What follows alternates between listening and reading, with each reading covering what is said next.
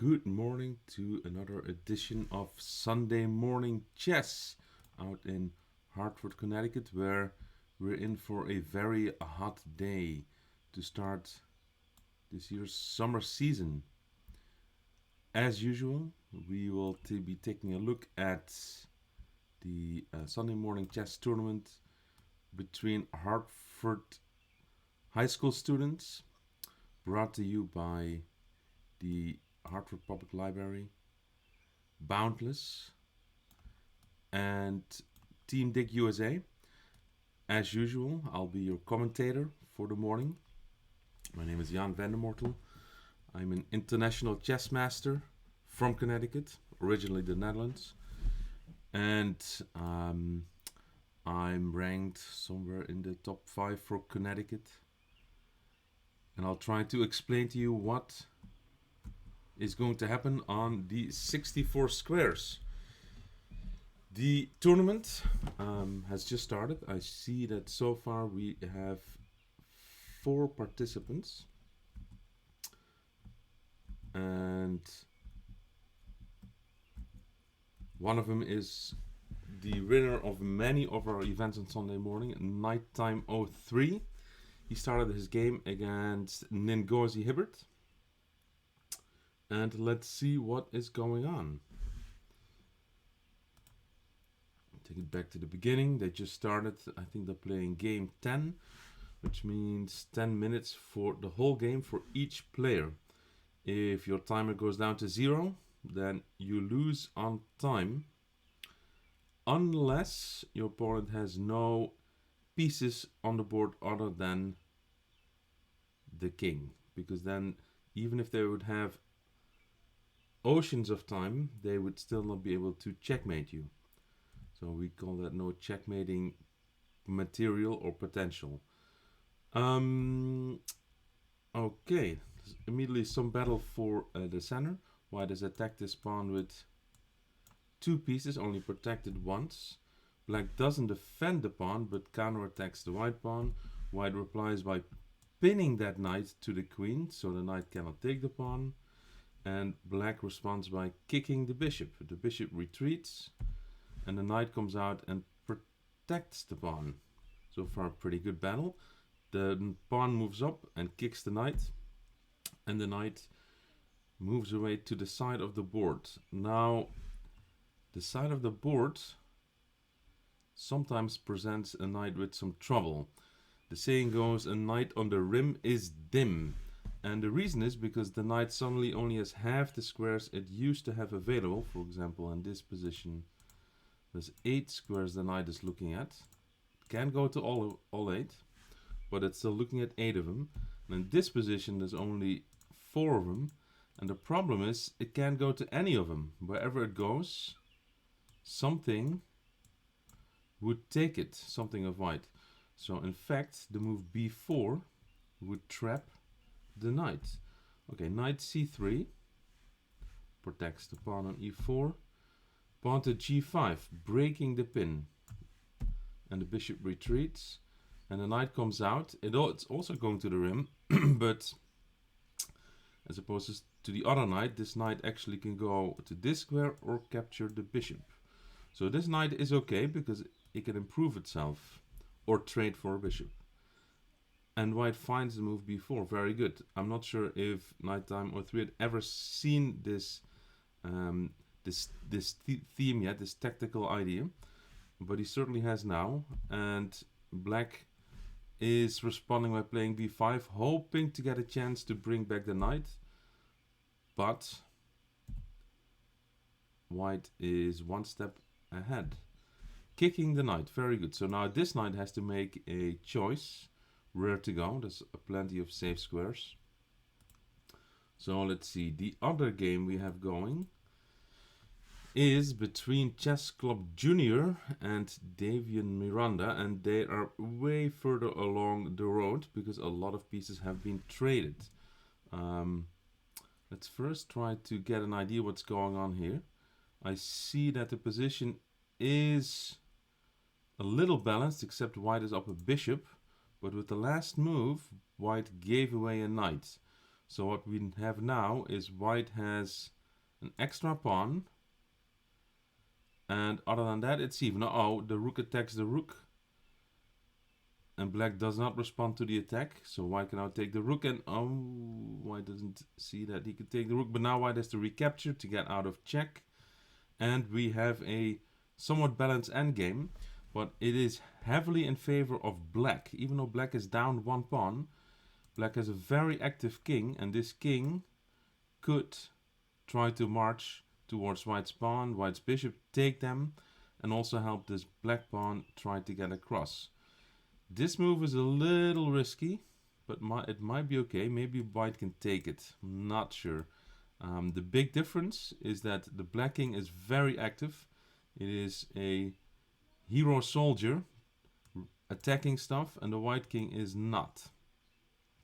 That means the black king will be the first to attack white pawns and or help black's passed d pawn go across. Now, to just run this d pawn, it's not going to work because the white king can stop it. So this could easily flip-flop between winning for black and losing for black. I think at this moment black is probably lost. Maybe. We'll see. White can play b3. And then black will have to play king d4. Then white can play f3. And then black has to give up the protection of this pawn. We are in what we call a pawn endgame, which is an endgame with only kings and one or more pawn on the board. And one of the most important elements of a pawn endgame is Zugzwang, which is a German word that means move, have to. And it is basically where you don't want to move because whatever you do will make things worse. Now the players blew through this pawn endgame in such a fast rate that I had no idea who was better at what time. Because pawn endgames are very tricky, you have to calculate exactly who's the first one to queen. At this moment I know who's winning, it's black, because black has queened one pawn and can queen the other. And now the king will move over and there's more checkmates than I can count. And I assume black will probably play one of them. Well, we'll find out very soon, I suppose. Black first tries to stop this pawn from queening. It's okay. It wasn't necessary, but it's okay. Now, if white wants any chance, he gets a bishop. That was a bit of a joke, a good joke nonetheless. Okay, now maybe black will decide to get his queen back and checkmate. Uh-oh. Every move he doesn't check or checkmate the white king, white's chances of a stalemate are increasing, which is when the king gets trapped, but it's not checked and there's no other pieces to move. White's problem is that he still has a pawn that can freely move a bunch of moves. So, for example, now the king has no moves because everywhere it moves it's check. And again the king has no moves. And if black takes that pawn, it's stalemate. The pawn will have to move up. Only legal move in the position. If black takes it, the game is a tie. So queen c3 is mate, queen a1 is mate, and this is stalemate. Yes, the players know what just happened. And Chess Club Junior will be very happy with that, because he escaped with a draw when he just had a king against a bunch of queens. Davy and Miranda will not be so happy with that, because he was up a bunch of queens against a lone king. But the chess rules are cruel. When you trap a king and the king has no squares to go to and you have no other pieces to move, basically when you have no more legal moves in the position, the game is a tie. This queen takes away these squares, this queen takes away that square, and this king takes away this square. Now, it's fairly easy for me to see the main problem that caused mistakes in this game for both sides. That is, they started with 10 minutes on the clock. They still have more than half of their time left. And they played lightning fast going through the final part of the game, which we will take another look at soon. First, let's see how this nighttime against Ngozi Hibbert game ended. It ended in a checkmate pretty quickly after we've left it. We left it after the move. Let's see, we saw white win a knight and black attack a knight. White retreats the knight. Okay, black develops a bishop. White develops a bishop. Black castles. White castles. And black attacks the other knight, which moves away, opening up the diagonal for the bishop and queen against this pawn.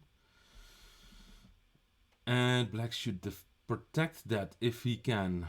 Alright, we have another game starting here that I didn't really want to interrupt with my analysis of the previous game, so now I have to dig that one up. Let's see if I can.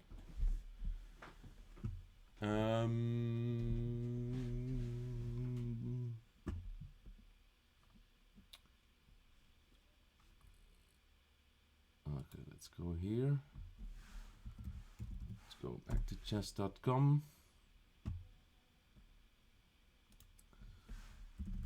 Let's go find nighttime games, and here we go. Now I'll click on analysis, so I can actually look at different moves in the game, and then I'll have to adjust your view, which is probably not so good.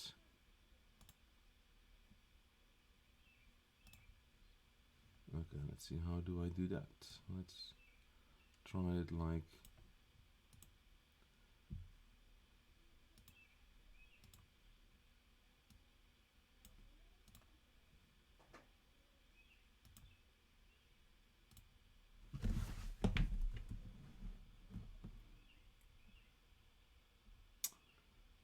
I don't see the names of the players anymore. I don't like that. So let's see if we can do it like this.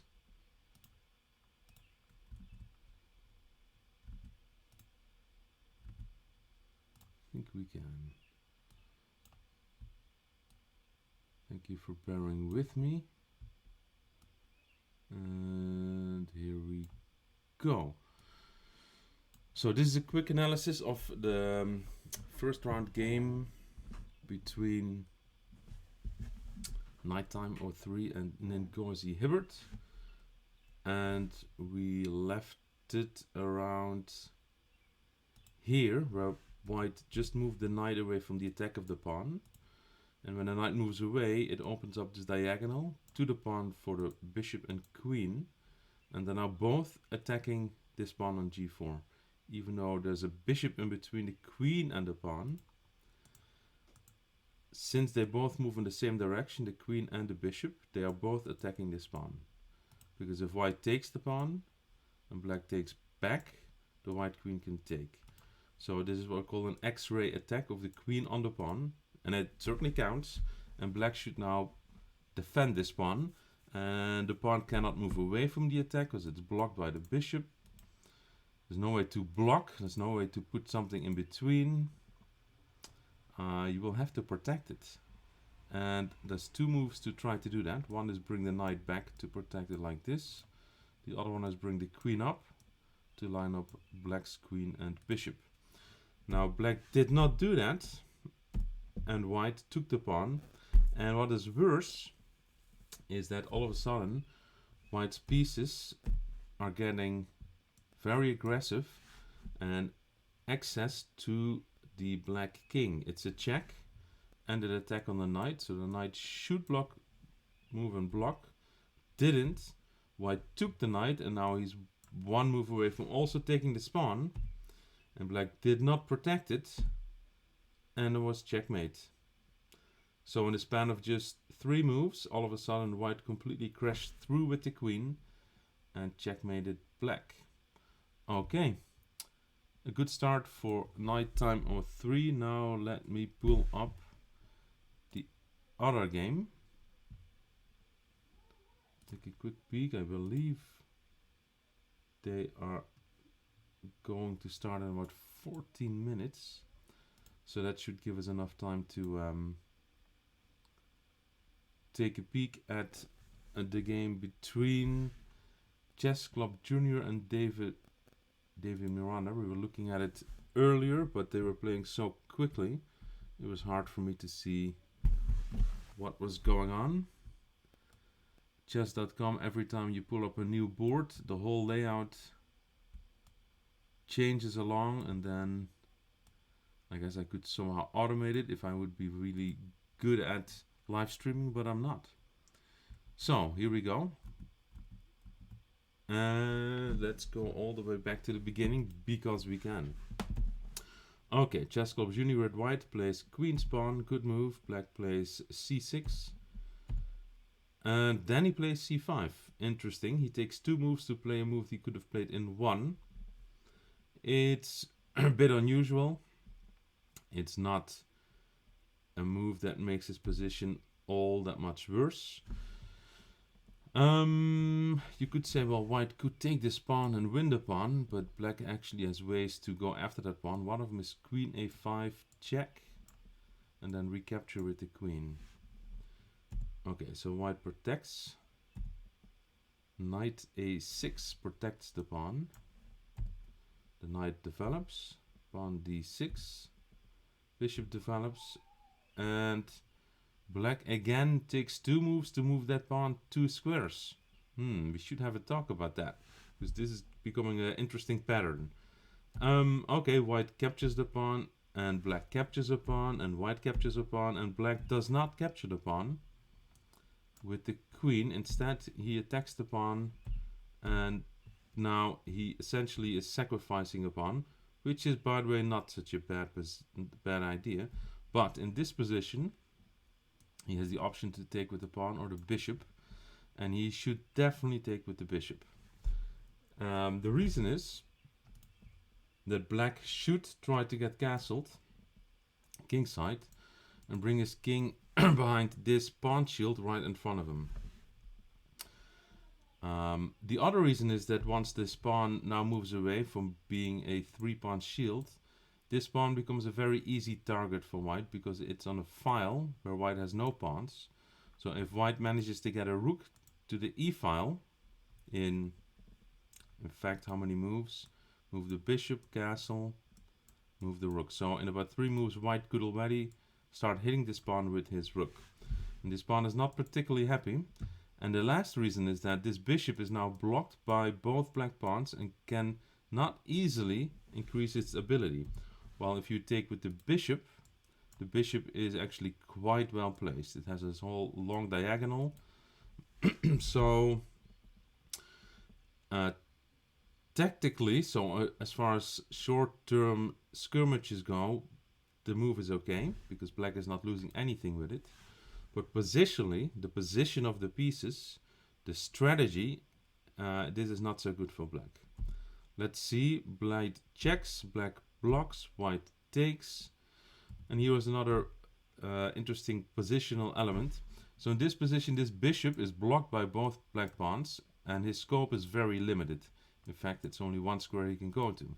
This bishop, on the other hand, can go here, it can go here, it can go here, it can even take the knight, and has a very long scope and is not blocked at all by his pawns once it moves out in this direction. So this bishop has a better position than the black bishop, and therefore white should not trade this bishop for the black bishop. This bishop belongs on either the square c4 to attack this pawn, or it should belong on the square d3 where it will attack this pawn and waits for the black king to castle, and maybe then white can try something against this pawn. So tactically, this is okay for white because white is not losing any points. Positionally, it was not so good because white is trading a good bishop for a bad bishop. And here is another reason, another tactical versus positional move. Taking with the king tactically is a little dangerous. Positionally, it's even more dangerous because the long-term prospects of this king are not so great. It wants a pawn shield right in front of it, and it will not get that for quite a while, if ever. With white, I would be looking at getting the white king castled and then trying to start going after this black king. Knight c3 is a good move. 2. Knight c5. Hold on. I see a pawn can take it. The pawn did not take it. The knight survives. The pawn can still take it. The knight survives. And white moves a knight to a square where a pawn can take it. And black obliges. Okay. White still does not take the knight. Black still does not move the knight. And now white takes with the rook. And then he does take with the pawn. So white did indeed eventually end up taking that knight. But it's still about even here. I can also see how much time they're using. And they're just not using much time. 21 moves. They've used about a minute and a half. So what is that? 90 seconds. 20 moves, so on average it's 4.5 seconds. I can actually see the exact time they're using. So white used 25 seconds for one move, which means that he used 60 seconds for about 20 moves. It's about 3 seconds a move.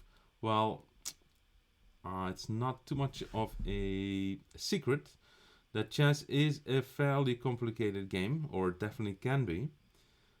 It gets easier as you get better, up to some degree, but it always still remains difficult.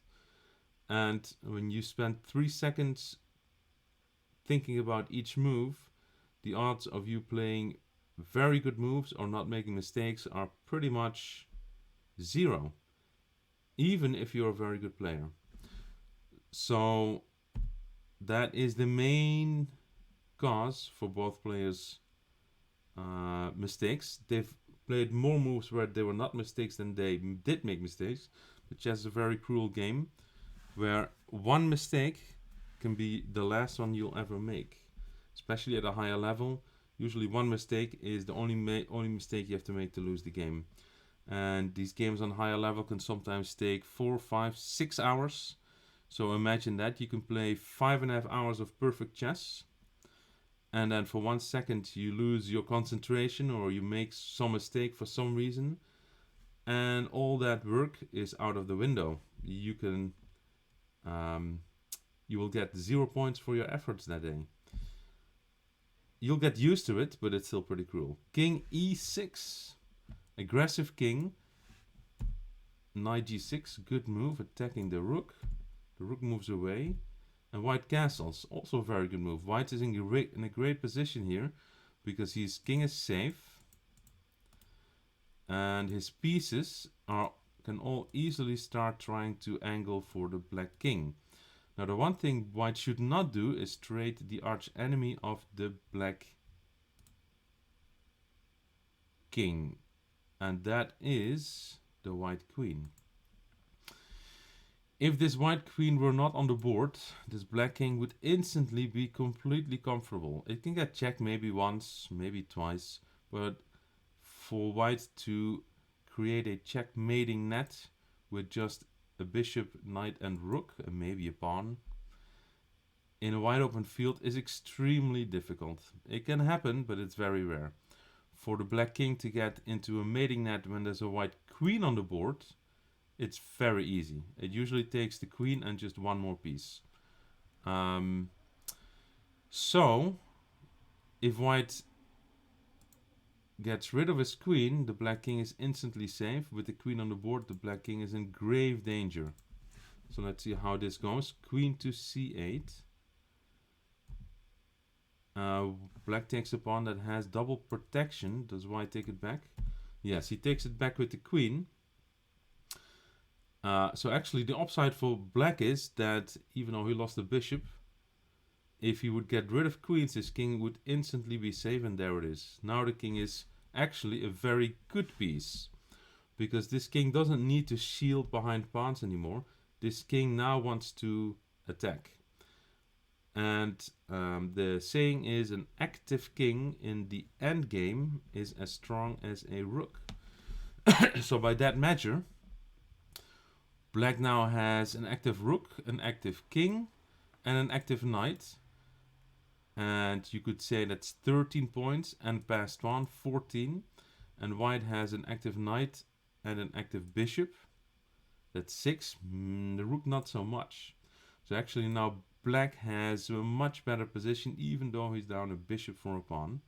So positionally black is in great shape. However, if you don't use this activity for something like material, then white might catch up and get a better position. So anyways, in this position white should have taken with the bishop and keep the queen on the board, and the queen can come in later to attack the black king. In fact, it's almost checkmate that position. Anyways, on we go. The moment queens get traded, we are in an endgame. And an endgame is a situation where the kings can actively participate in the battle without too much fear of getting checkmated. The white king is not participating at all. He's still in the shielding mode. But now the white king should try to get active, and maybe a square like d3 would be very good for the king, where it blocks this black pawn. And the black king is already pretty active. He can actually easily increase his activity, and if he is really lucky he might even make a path all the way along to the white pawns on the queen's side. Check. King moves. Good move. Oh yes, here's where we started watching the game. White gives away his knight and black takes it. Now white offers a rook trade. Black doesn't take it and instead allows white to take a free rook, which white doesn't do, and then black does take the rook. This is all a matter of not using much time to think, because in this position, after rook c1, the move king e4 took 4.2 seconds. And then after a few more seconds, it took him 2.6 to now do take the rook. So basically, if in this position black would have spent 8.4 instead of 4.2 seconds, I'm pretty sure he would have seen it and he would have played the best move immediately. Okay, on we go. And now one great plan for black would be to just move this king over and try to go after these pawns. And once these pawns are gone, black has 3 pawns that can have a clear path to become a queen.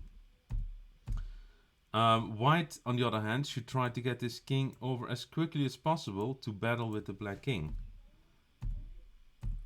Okay, this is where we got into a pawn endgame, where it's only a king and 1 or more pawns. In this case, white has 5 and black has 4.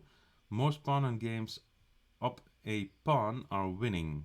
Now this is an exception, because the black king is so much more aggressive than white's king. But still, this position is now very, very close. Any move could mean that the evaluation changes. g5, I like this move quite a bit, because it stops white's extra pawns from moving up, because the black pawn could take it. Alright, the king moves up, and there goes the pawn. What black should do is probably he should first try to move this king to this square, and from there it will shepherd this pawn all the way across. By running it immediately, the white king can block it. But the problem, well, it's actually not a problem. Okay, this position is where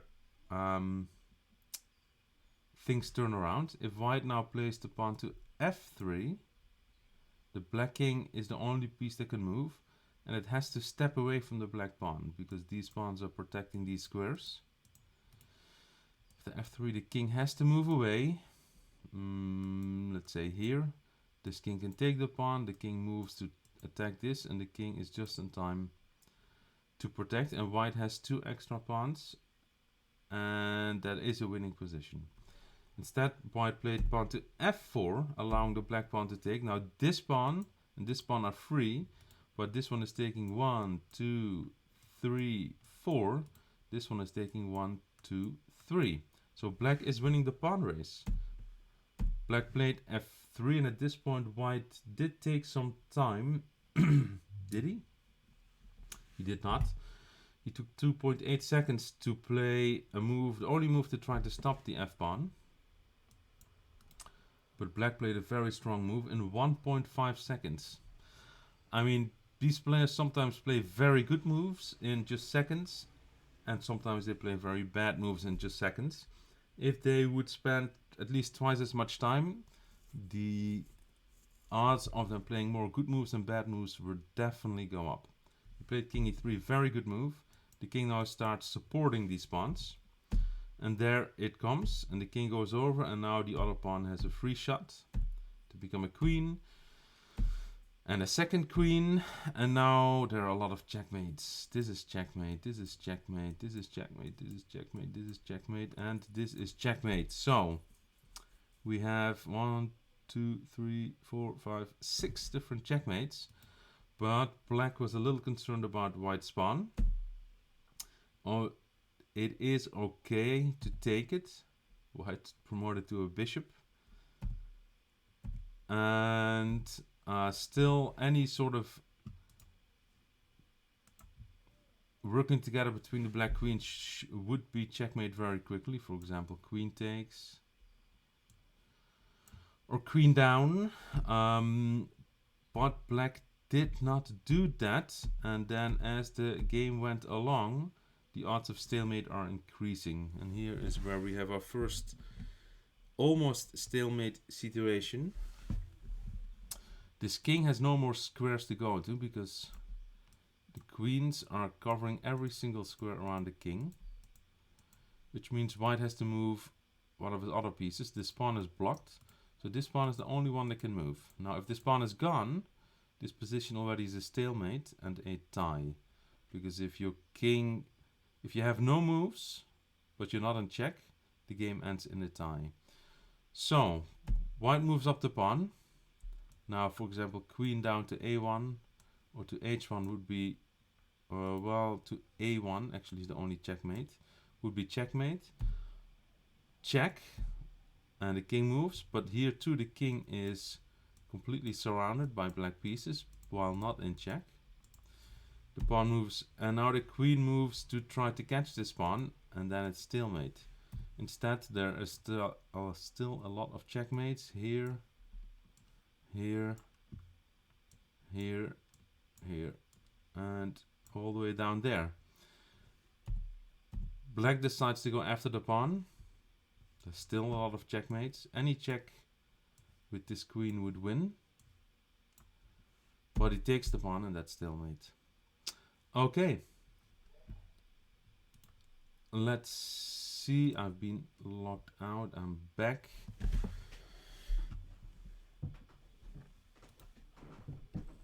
Alright, let's go back to the live chess. And apparently we already had some games started. Oh yes, just a few minutes ago. One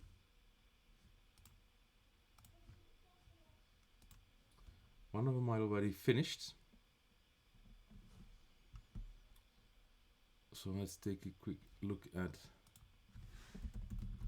that one. Because it finished very quickly.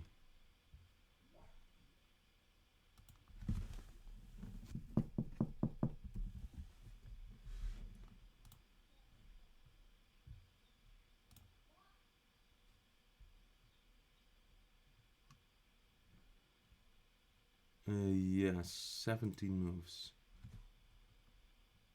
The game between Davy and Miranda and Nighttime 03.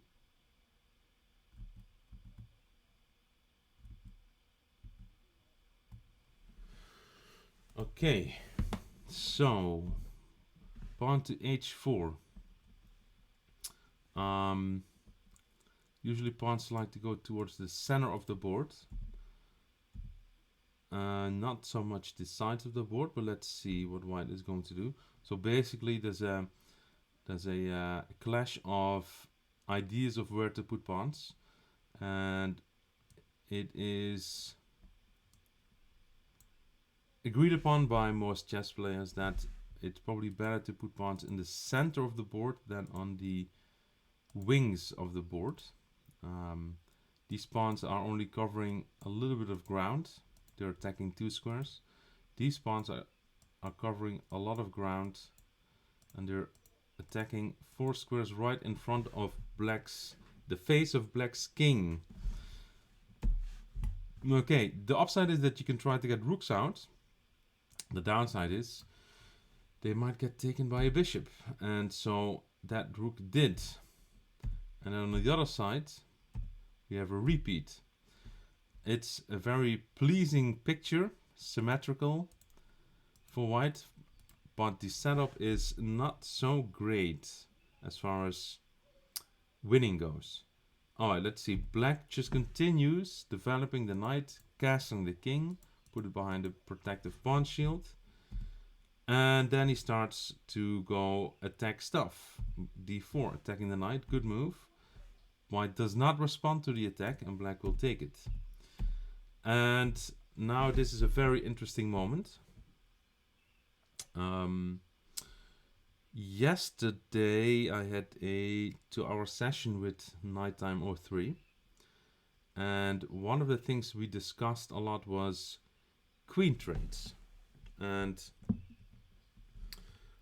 I explained to him that a lot of players even up to master strength, when you ask them when you're up material, meaning when you're up pieces, points, usually this refers to being up to like 2, 3, 4 or more points, what strategy should you follow?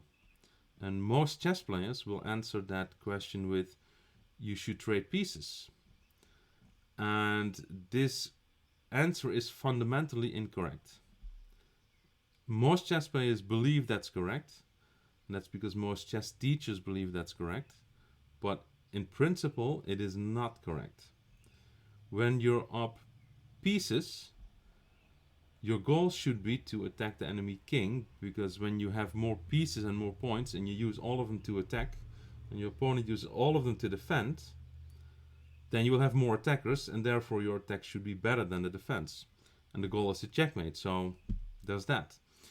Now the only reason to trade pieces could be if your own king is in danger. If your own king stands to be attacked by enemy pieces, then it could be good to trade those enemy pieces. So in this position, after the pawn moves, the queens are now attacking each other, and black has the option to trade queens. So yesterday we had a position in the training session between me and Nighttime, and there was this option, and his first instinct was to trade queens. He said, well, on what material I could trade queens. And I explained the concept of what you should do when you're up material, and when not you should trade pieces, and especially what question you have to ask yourself when you can trade queens. And the first question always is, whose king is safer? The queens are the arch enemies of the enemy kings, so this queen is the biggest enemy of the white king, and the white queen is the biggest enemy of the black king. And when one king is clearly safer than the other, then you should try to keep your queen on the board, because if you trade it, both kings are immediately safe. So in this position, this king is behind a protective shield on the side of the board and is very safe. Also, white doesn't have that many pieces to attack it anymore. This king, on the other hand, doesn't have a great protective shield. It's like this, and it has all kinds of holes, and is not that safe. Also, white has less pieces to protect the king. So this white king is in much bigger danger than the black king.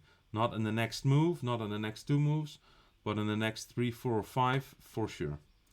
So, should black trade queens? No, because if black trade queens, this white king instantly becomes much safer, and it will take black quite a while to checkmate that king. Black might actually have to queen a pawn after trading queens before he can checkmate that king. And here we go. Nighttime says, no, not trading queens. Very good move, very strong move. I am extremely pleased to see him play this move. Let's see how long the white king will survive. Pawn to f4. That's not going to help the white king. It removes more protective shield. And now it opens the path to the queen. Okay, I don't think this king will survive another 10 moves, for sure. Okay, the bishop moves out. And the knight moves in. Very good move. I'd like to see that move. Black could take this pawn for free. But actually, he doesn't really have to win a pawn anymore. Also, this pawn would be blocking the queen. It's much more important for black to get some more pieces developed and close to white's king. So knight c6 is a good move. White takes it, okay. Gets traded, the knight moves. And here comes the first rook, aiming at the queen. The bishop blocks. And now he comes with the pawn and takes and attacks this bishop. And the bishop is pinned by the rook. So now white's position is completely collapsing. The queen moves away, the pawn keeps taking with check, opening up the file of the queen. Okay, now it's made in a few moves. King d1, and here the last black piece that hadn't moved yet, or well, actually it had moved once, but now black is using 10, 20 points to bear down on the king that has about 4 of them defending. So this is, yeah, there's no way for white to escape from mate. Black is threatening queen e2. If the knight moves as queen e1. So it's mate on the next turn. And there it is. Okay, well, this is a very good example of the concept I explained to him yesterday. Alright, now let's look at the game that's still going. As usual, I will probably have to resize the board now. Very good.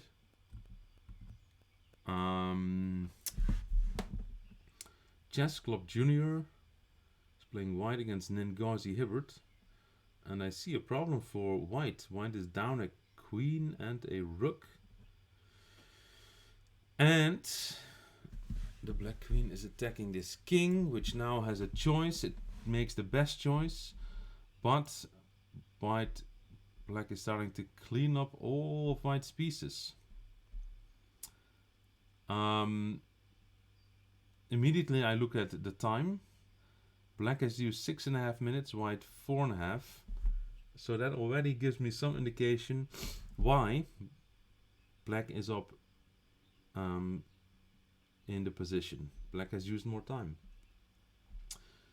White's only chance really is stalemate or black running out of time. Now, neither one of those things, well, okay, this is mate in 1, but let's see, it's not an easy mate, but it is mate. Almost. The rook takes, the king can move up, and then the queen can move with checkmate, also mate in 1, almost. Okay. Now this king is in a big pickle, and actually black plays rook d8. Will black play rook d1 mate? That would be pretty impressive.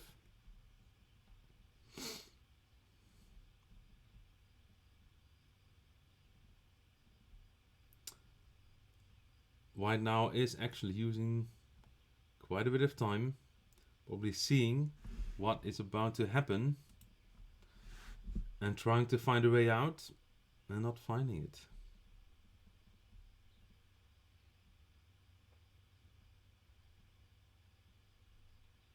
Okay, moment of truth, and there it is, checkmate. Well, from what I saw, the end was very good by Ngozi Hibbert. Let's take a quick peek at the rest of the game. Alright, so far it's a pretty good battle in the center between pawns. Actually, it's a very good game. This is a Queen's Gambit, and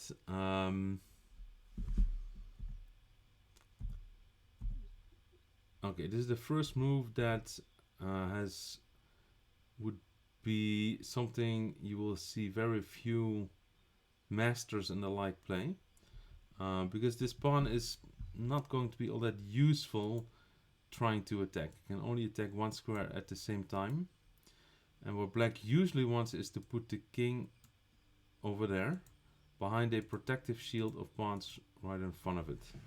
So Let's see, g6, I do like that move, because now this bishop could come out like that, and then the king can hide behind that. But d5 is a very good move. Actually, white is now castled, the king is behind a protective shield. White's king is safe, black's king is not, and white now plays a move that will open up the position. The pawn is thrusting forward. Black can take it, but white can take back. And white can take back again. And now this king has already less protection. Now there's a lot of empty space in front of it, which means that space white pieces might try to make use of. Okay, bishop h6. Good idea. It would probably be slightly better on g7, where it has a longer scope.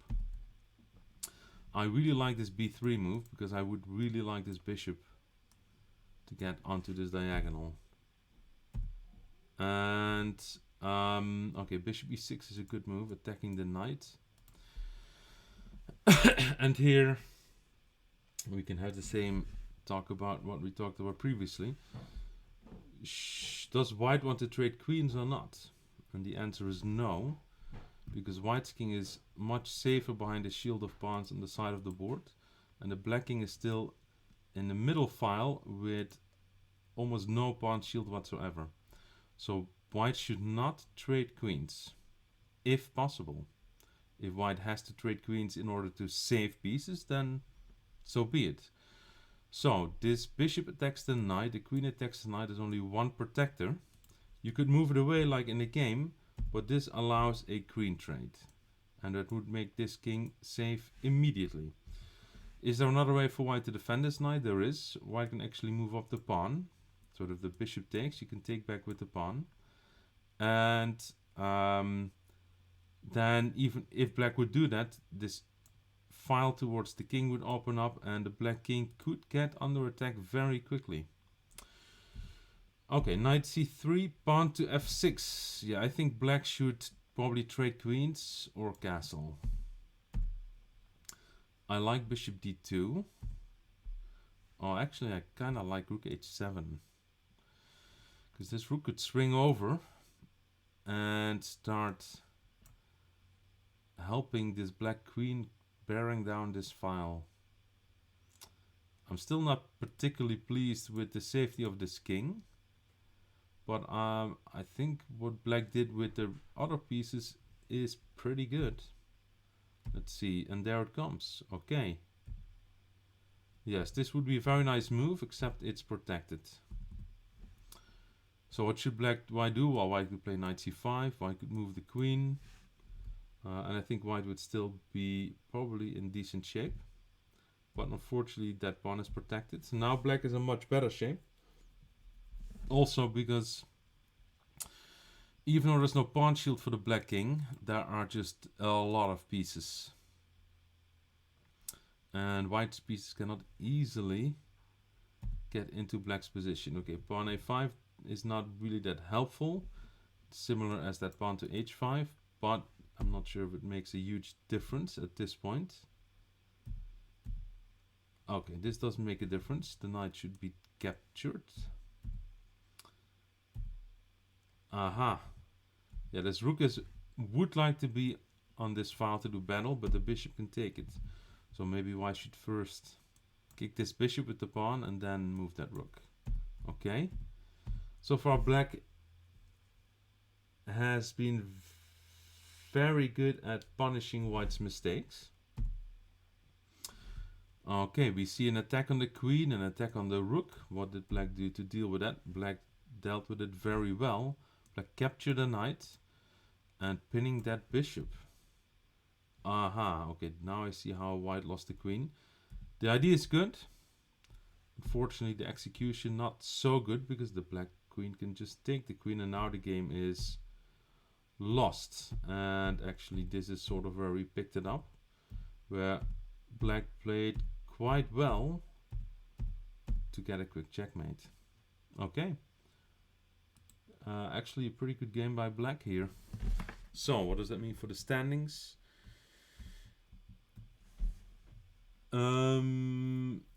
They're still being updated. Nighttime has won both games. Ngozi Hibbert will have 1 point. And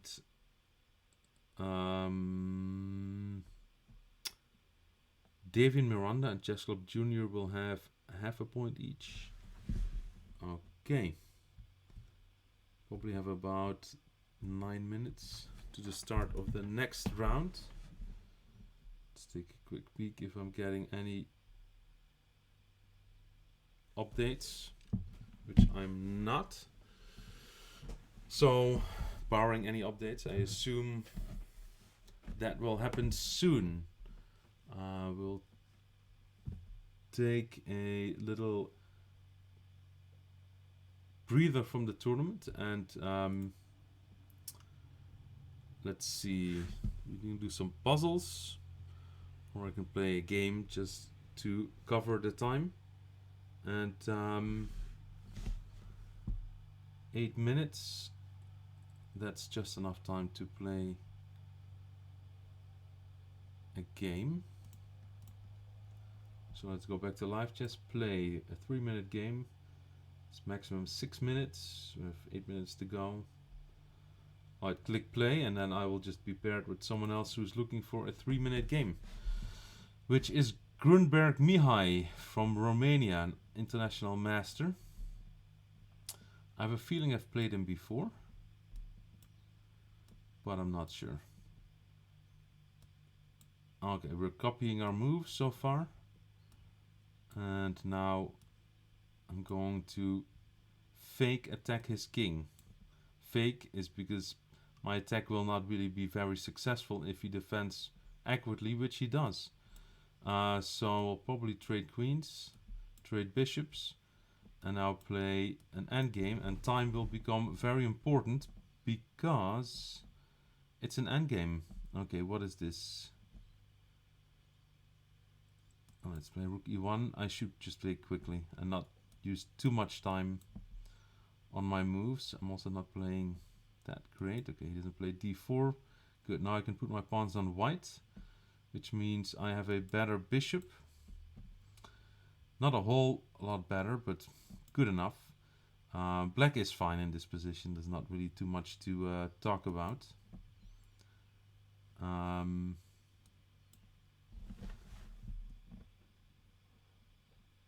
Okay, that is what he wants to do, huh? Interesting.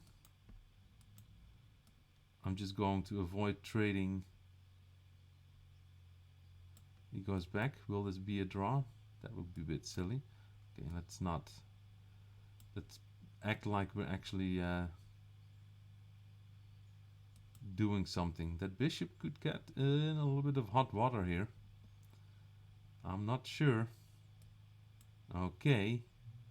It's not quite trapped, but it's not that great. Alright, how do we deal with this? Uh-oh. Okay, let's play f4. Put the pawn on a dark square. Actually, am I losing a pawn here? Oh, let's not pre-move that. I have to take with the pawn. Otherwise, I'm losing my b pawn. Okay. Sure. Why not? Alright. I don't want to trade. Actually, this is again not going very well. Because my b pawn, I'm just about to lose my b pawn. If I trade all the rooks, I'm losing my b pawn. I shouldn't have put it there, that's for sure.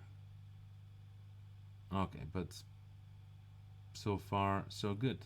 I'm up half a minute, and that was the goal. So, on we go. I guess I will protect this one with my rook. How about that? Okay, now let's play this move. Let's play maybe this move.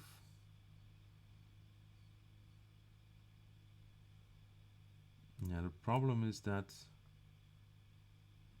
okay, I can stick my piece there again and he can come back. He doesn't. Alright, so now I might have something to work with here. Okay, I do have a little bit to work with. Alright, let's take it now. Bring back my bishop to protect my pawn. Actually, what is he doing?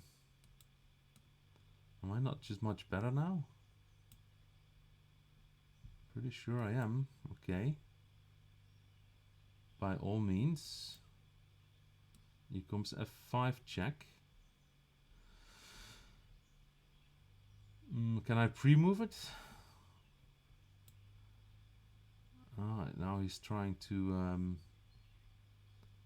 so do I get in? Is he going to get a pass pawn here anytime soon? He's not.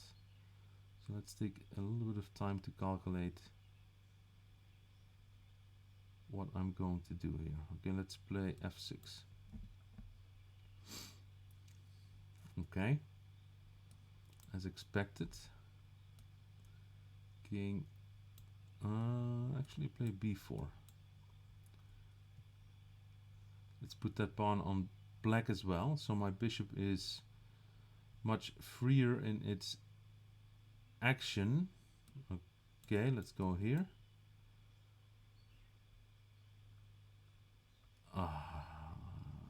That was stupid on my part. Okay, let's check. Now come back to get my pawn. Then I'm going to go after his e-pawn, and then we'll come back again. Yeah, I'm winning now. Well, I was winning already, but now things are looking pretty good. Okay.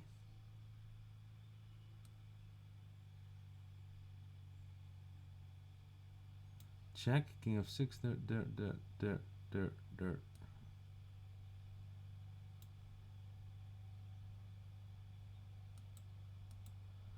And it's checkmate.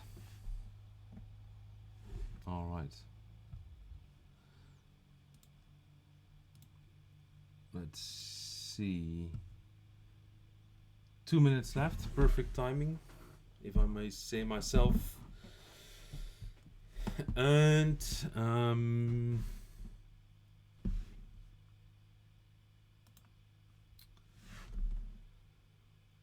let's see if anything else is going on. Not so much. We have a tournament, a first in-person high-level tournament just kicked off yesterday or the day before yesterday in Bucharest in Romania, where some of the world's top players are gathered for the first time in quite a while to play face-to-face chess. There was they had another face-to-face experience in the candidates tournament a while back, but now they're playing in Bucharest, and let's see what's going on there. We have 2 Americans participating. Wesley So, who is about top 10 in the world, and we have the number 2 in the world and the best American chess player, Fabiano Caruana. They have just only played 1 round. They're playing their 2nd round today. It's a 10-player event, and they will play each other 1 game each over the stretch of, my guess is 10 or 11 days. So 1 game a day with a few rest days is what is a typical tournament schedule in top-level chess, as well as most regular tournaments in Europe. Regular meaning tournaments any chess player can participate in. I grew up in the Netherlands in Europe, and also in the European chess scene. So even from a young age, when I started playing chess tournaments, I would often be playing in events that would last 9 rounds, 9 games, and usually would take about 10 days to complete those events, where we play 1 game a day. For each game we would get up to 4 hours per player to play the game, which is could go a long time. And Yeah, those were the days. In the US, people have apparently less time for these kind of things, and most tournaments are being played over the span of 2 days, some three, in the weekends and Friday evenings, and usually you get about hour and a half to 2 hours per player per game, and then you play several games on a day. I never really got used to that schedule. Basically, you're playing chess for almost all of the waking hours of your day for 2 days in a row, and then you have almost no time to eat and not a whole lot of time to sleep. That is the basic gist of American chess tournaments. But if you're used to that, that's not really too much of a issue. But if you're used to something else, it's just more difficult to get used to.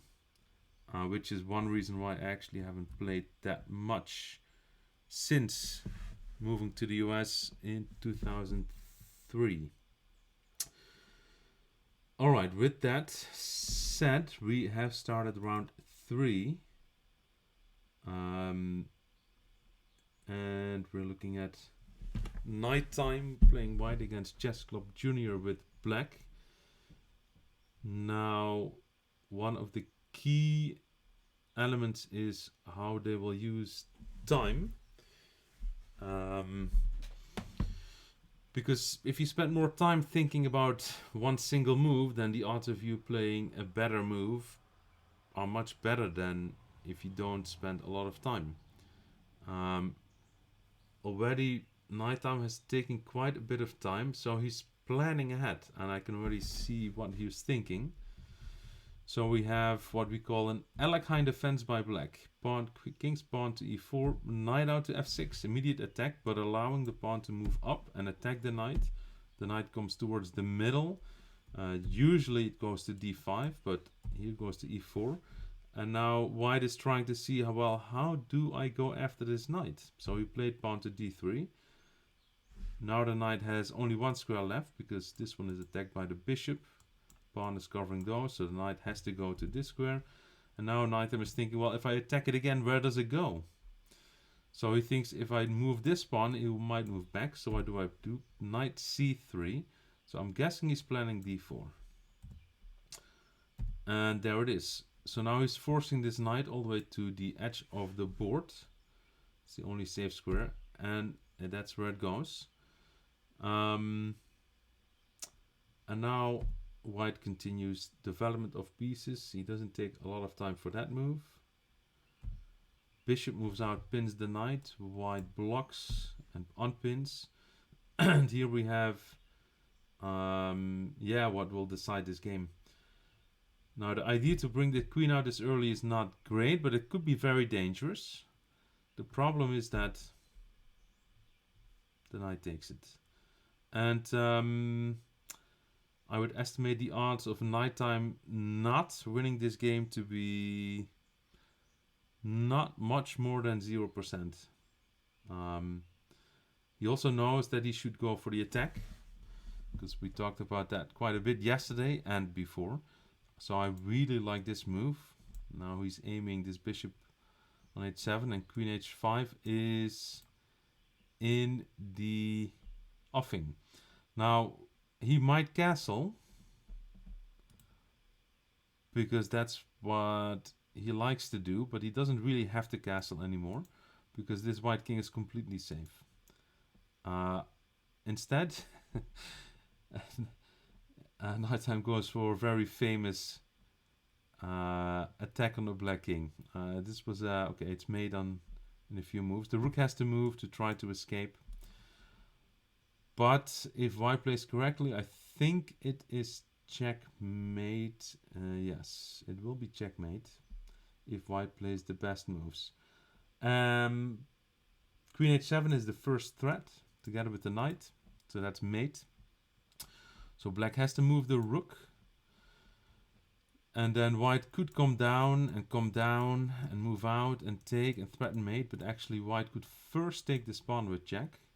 The king moves over, retreat, go back to the square, then invade on the h-file.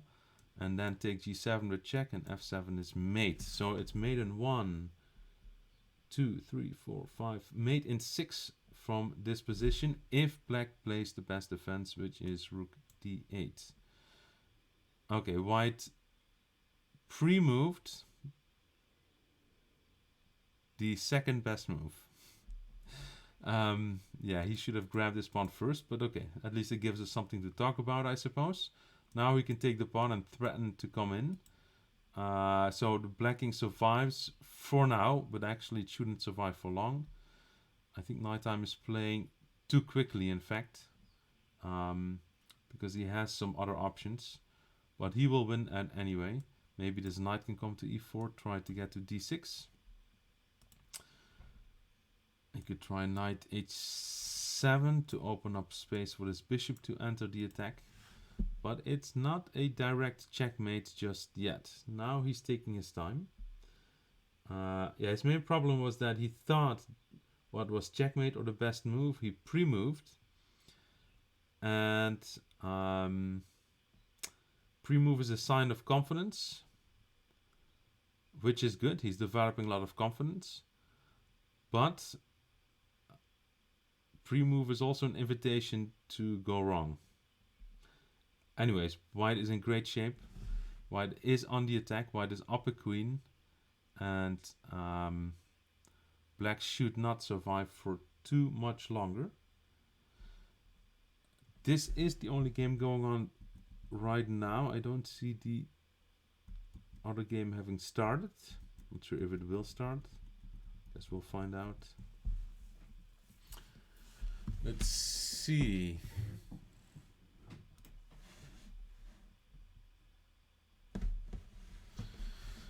Okay. I was briefly distracted. So white castled queenside, which I actually liked. You don't have to castle, but it's fine. Bishop e7 chases the queen. Queen moves to h6. Pawn to d5. I like that move because that gives the king some space and the pieces some space on this square. I think technically white should maybe have taken en passant. When the pawn moves 2 squares next to an enemy pawn, that enemy pawn gets one chance only on the very next turn to take it as if it only moved 1 square. And then the bishop takes, and then the knight can come in, and white's pieces have easier access to the king. Instead, okay, actually now I see what he wants. He's probably going to bring this rook in to the f-file and attack this f-pawn.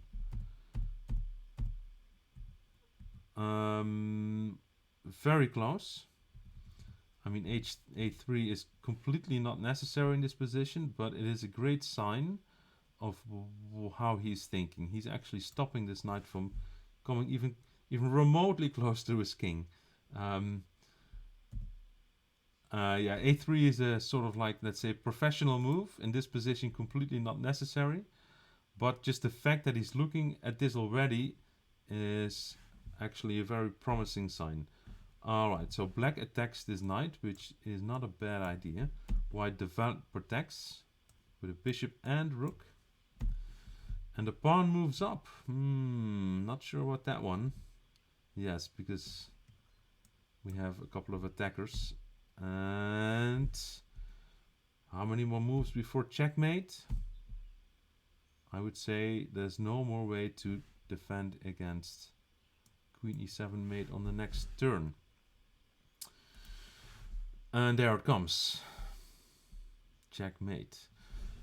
Yeah, what can I say? Well, Chess Club Junior played quite well. He also used more time than he did in his previous games, so he played better moves. He played one move that was pretty much killed all his chances. In this position, he moved his queen out to h4, allowed it to be taken by the knight. Now white is up a queen. Nighttime knows what to do when you're up material, which is attack, unless your king is not safe, but white's king is completely safe because there's just not enough black firepower to hurt him at all. If black is a queen, this king is not particularly safe in the middle, but without a queen, the king is safe. So I really like this move. Now he sets up an attack on this pawn. Now in this position, I would probably play queen h5, threatening mate. If he tries to block the queen with the pawn, I would capture the pawn with my bishop, sacrifice it, and get my queen in. If he would block with this pawn, I would move my queen up to h6, and then plan to either bring this bishop into f6 to checkmate on g7, or I would sacrifice everything on g6 to strip his pawn shield. When he played knight f3, a couple of things were going on. A few weeks ago, Nighttime played against, I believe it was Javius, in the semi-final. It was 2 weeks ago, or 3 weeks ago. And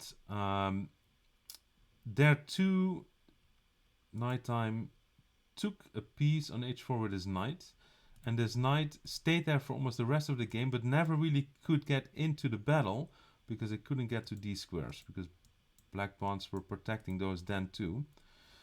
And he really tried to checkmate. He brought his queen out, but he just couldn't get it done, and then his king got into grave danger.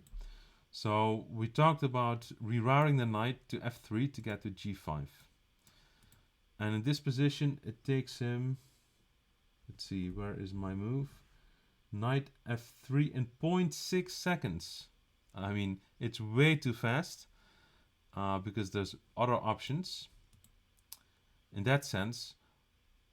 But he is implementing improvements in previous games, trying to put all the puzzle pieces together. And he already had seen what he was going to do after knight f3. In fact, when he plays knight f3, his plan is to take with check, move the knight in with check, move the queen in with check, checkmate on h7. So he, in 0.6 seconds, he had looked about 4 or 5 moves ahead in time. So he was... So even though it's not the best move, and it's not good to take that little time in this position, it shows great promise when a player does something that is that complicated. And he does it quite well. So knight f3, and then it took him 8.8 to verify that bishop h7 was very good. And it is very good. It's a very famous bishop sacrifice to strip the king of its shield. The knight comes in with check. Now the black king has to run towards the middle of the board. But after a move like queen g4, the king is in tremendous danger. And it should lose as well. But actually, technically, black might survive checkmate for a little while.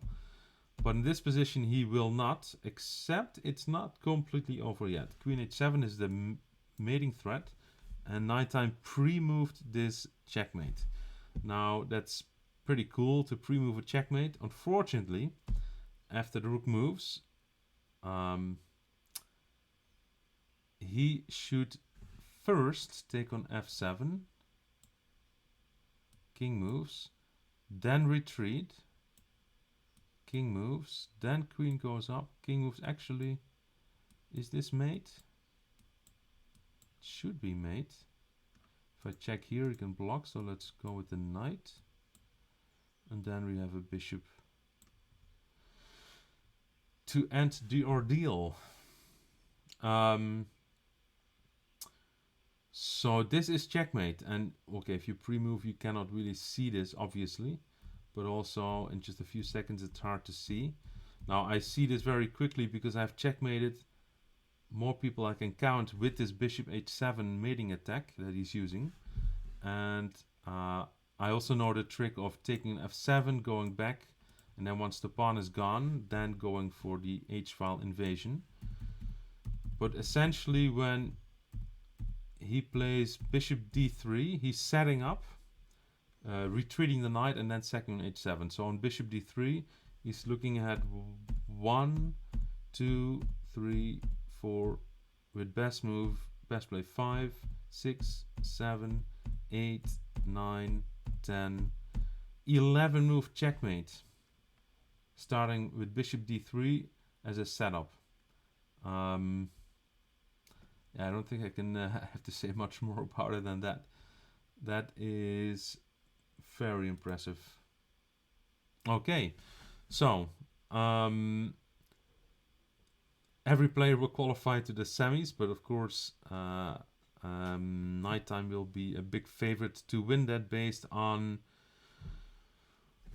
what we've seen so far. So we have the game Ngozi Hibbert against Davian Miranda started a few minutes ago.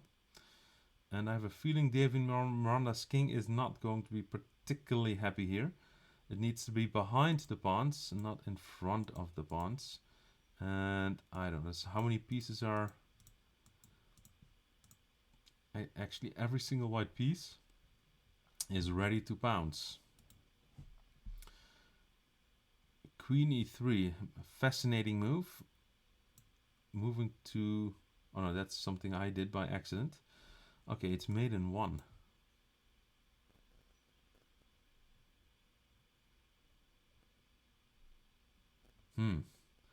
Okay, it's not made, but it's pretty close. Now the king has 1 square left. And there's all kinds of interesting moves in this position. That was probably not the most interesting, but Black's king is not going to be safe for quite a while. There's not really a safe square on the board for the Black king, because there's almost no black pawns. I mean, e8 would be somewhat of a pawn shield, but one that has Swiss cheese elements as well.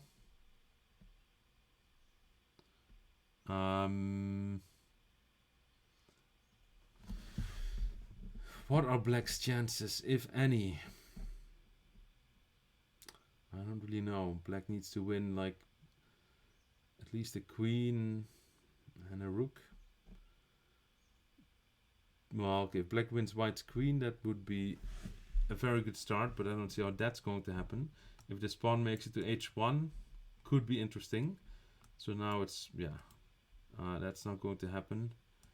White could even take this one as well. Okay. What are Black's chances? They're getting very slim. Stalemate might be the only one, but I'm betting on checkmate. I've also seen Ngozi checkmate in the previous round, fairly convincingly. Here there's no doubt in my mind White has checkmate in 2 or 3, almost every single turn. But the moves White are playing are good for other reasons as well. And one is that the Black king is just not escaping disaster. Was queen d5 mate, in fact. But, you know, attacking a queen is not bad either. Queen b5 is still mate. But, like, rook f7 is not bad. White just has a lot of good moves at her disposal. Bishop g2 is not bad. Queen c4 is not bad. Rook f7 is not bad.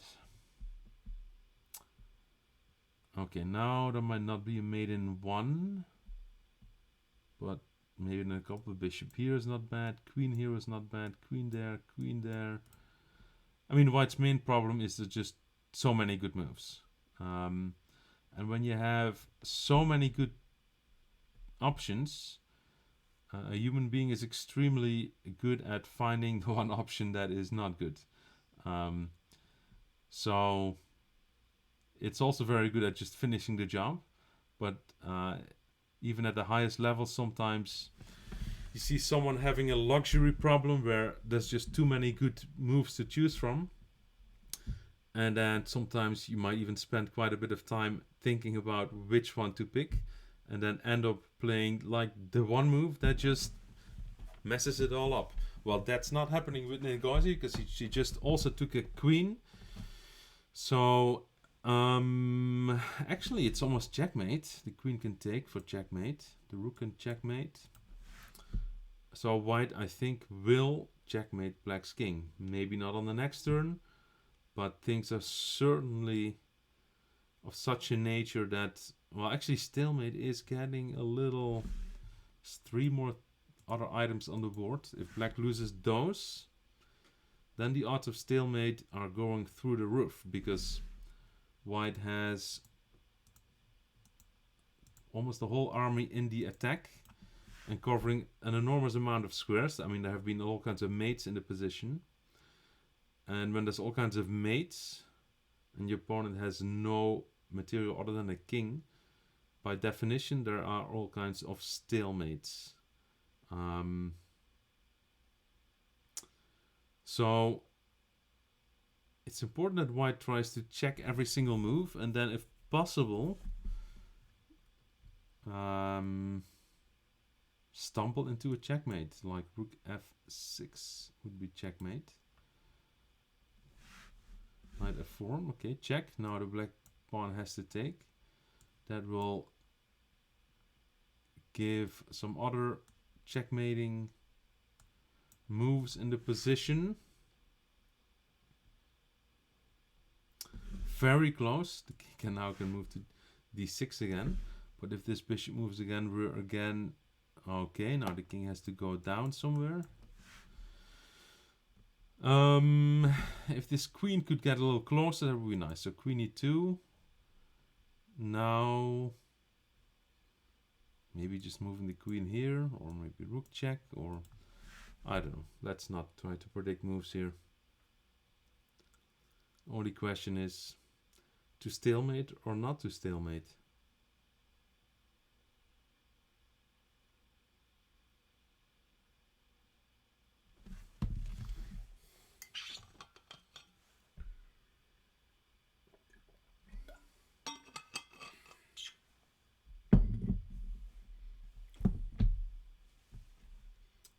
Stalemate. Sorry, checkmate.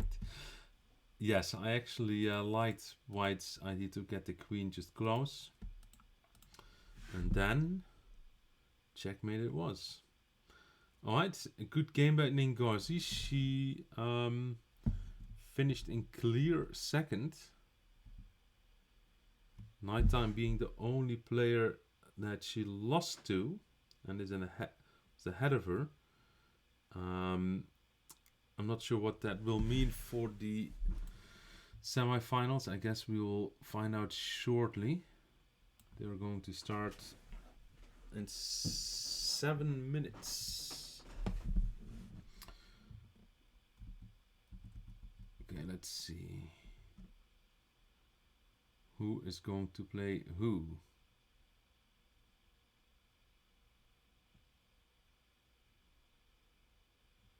All right.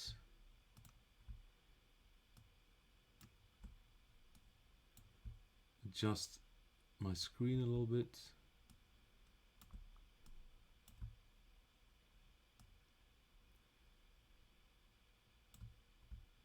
So the semi-final will be a one-game affair. And the final is usually a two-game match.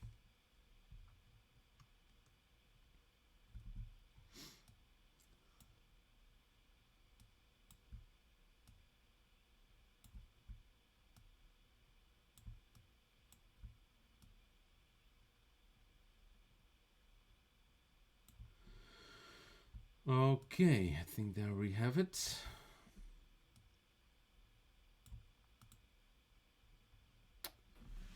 Nighttime will play Davian Miranda and Ngozi Hibbert will play Chess Club Junior for the semi-final. And then the winners will play the winners and the losers will play the losers. And we have about 5 minutes left. So maybe just enough time to play another game ourselves against Alexander Mukin. Sounds Russian with a Russian flag. And we have a Smith-Morra Gambit, which I shall decline.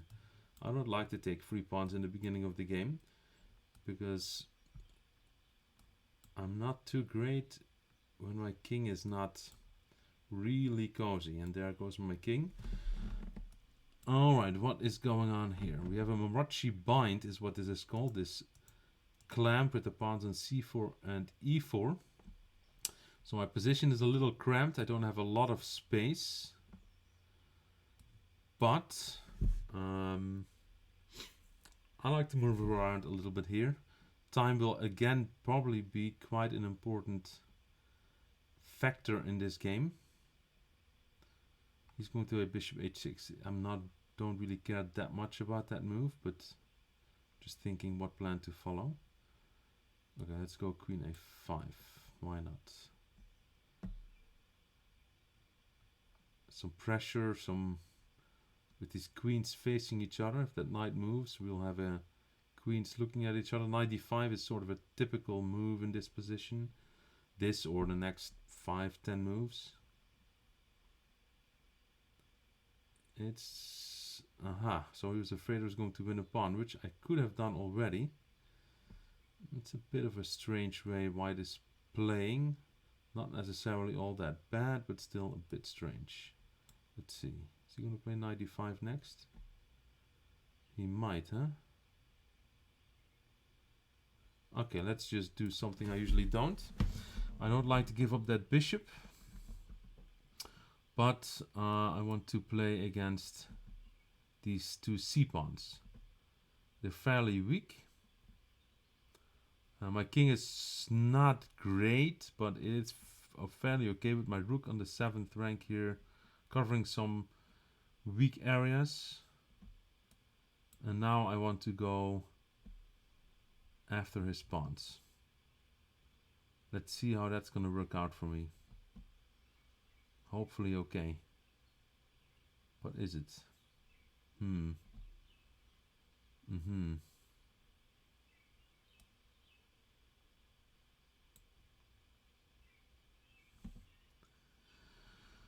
Actually, I'm not that happy with what I just did. I'm really unhappy. Knight b3.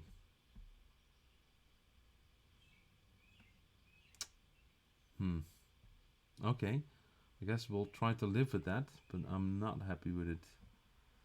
Because I don't want to take, because that would improve his pawn structure. So now I have to be a bit more to the point. Okay, let's just attack this c-pawn. My queen. He takes. Now we'll probably play a move like f5, but is that really a big problem? I'm hoping it is not a big problem. The only question is, where do I move this knight? Into a defensive role or an aggressive role? I don't know. Not much time. Let's just try to play it a little safer. I'm not sure if it is safer, but we'll find out. Bishop g4, c5. Yeah, that's a good move. I had missed that one. That's too bad. But okay, life can't be... Oh, let's sack this pawn. Get my knight to e5. But I've not played this particularly well. That's for sure. My knight is good in e5. My knight is not great on e8. But in e8 it is defending a whole bunch of stuff. I'm a little worried about that bishop on the diagonals. Okay.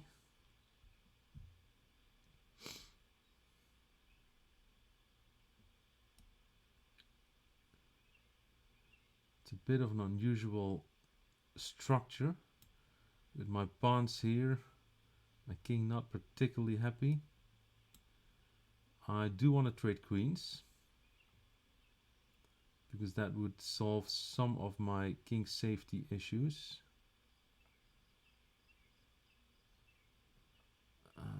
It's just a difficult position. Okay, let's preempt rook d5. Okay, let's preempt. Let's get out of the pin there. Just start making some moves. Okay. Alright. He's not playing that well, but then again, neither am I. So now I need a few moves to organize my pieces, and I should be in fairly decent shape. Or am I not? He's attacking. Taking way too long. This has to speed up. Okay. Okay. Uh-oh. It's going to be a dash.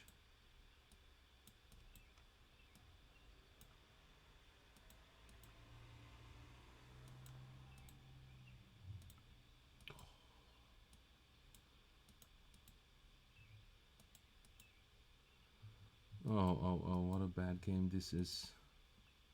Pretty pathetic. Yeah, okay, this is it.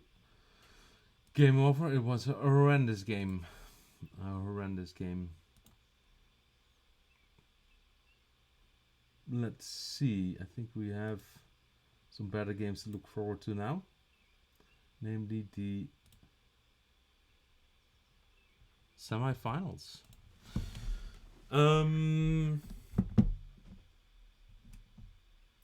We've just kicked off. Let's make sure the view is adequate. Looks like it is sort of adequate.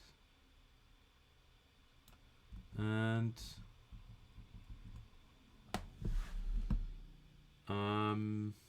well, suddenly Davian Miranda moved away from his rook pawn adventures and plays very good moves. So we have an e4, e5 opening. A 4 knights is what we call this. He's playing good moves because he is copying nighttime. Possible. That's an interesting strategy. One that you'll see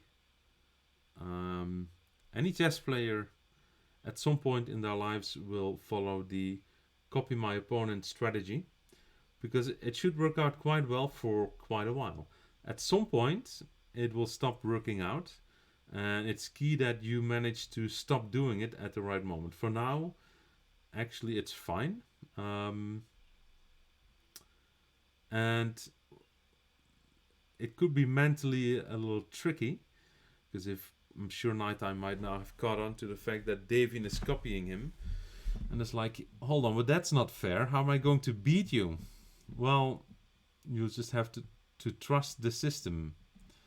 And already things are sort of... Yes, okay, he keeps copying. This might fail. Well, actually now it's going to fail, because now black cannot copy this check. Black will have to recapture. And he'll have to recapture the pawn, otherwise he's losing the queen.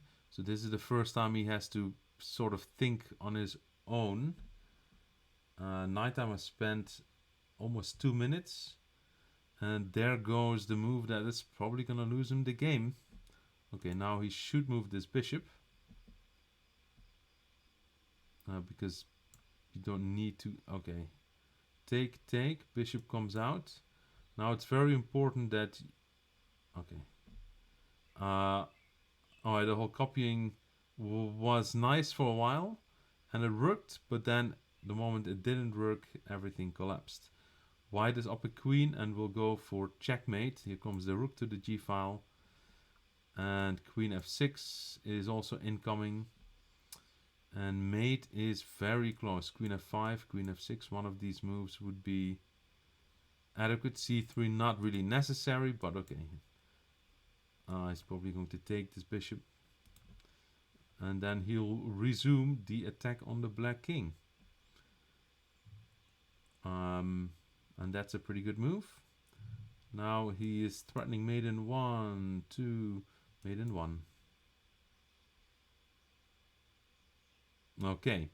Yes, the good old copying my opponent trick, or strategy, or opening, whatever you want to call it, which means that actually he was playing good moves for quite a while.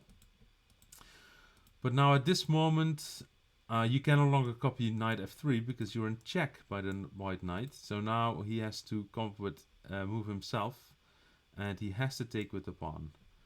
And then this bishop will probably move, and then he can actually resume the copying my opponent strategy. And the position is interesting. Actually, maybe it's even better for black. Pawn takes, he also attacking this bishop. Anyways, he recaptured with the incorrect piece, lost the queen, and then very quickly was checkmated. Okay. Going to the other one. What is going on? I like the knight on d6, but it's not protected. So I can just take it. So, but I like the idea, just not in this position. Okay, black does not take it, which means this king is now in grave danger. Okay, it's actually suddenly getting quite a bit safer again. Sorry about that. I'm not sure what is going on here. Neither king is particularly happy because the queen's on the board and there's not too good of a pawn shield. Black is taking this pawn on h2, but the knight is trapped, so queen h5 would win that knight, but that's not going to be an easy thing to spot. Rook g3. The problem is there is a pawn ready to grab. And now you better take that pawn before this pawn runs and creates more mayhem. Okay. So when you make a mistake and you realize it, which is an important element or aspect of this, because if you don't realize it, then you will not really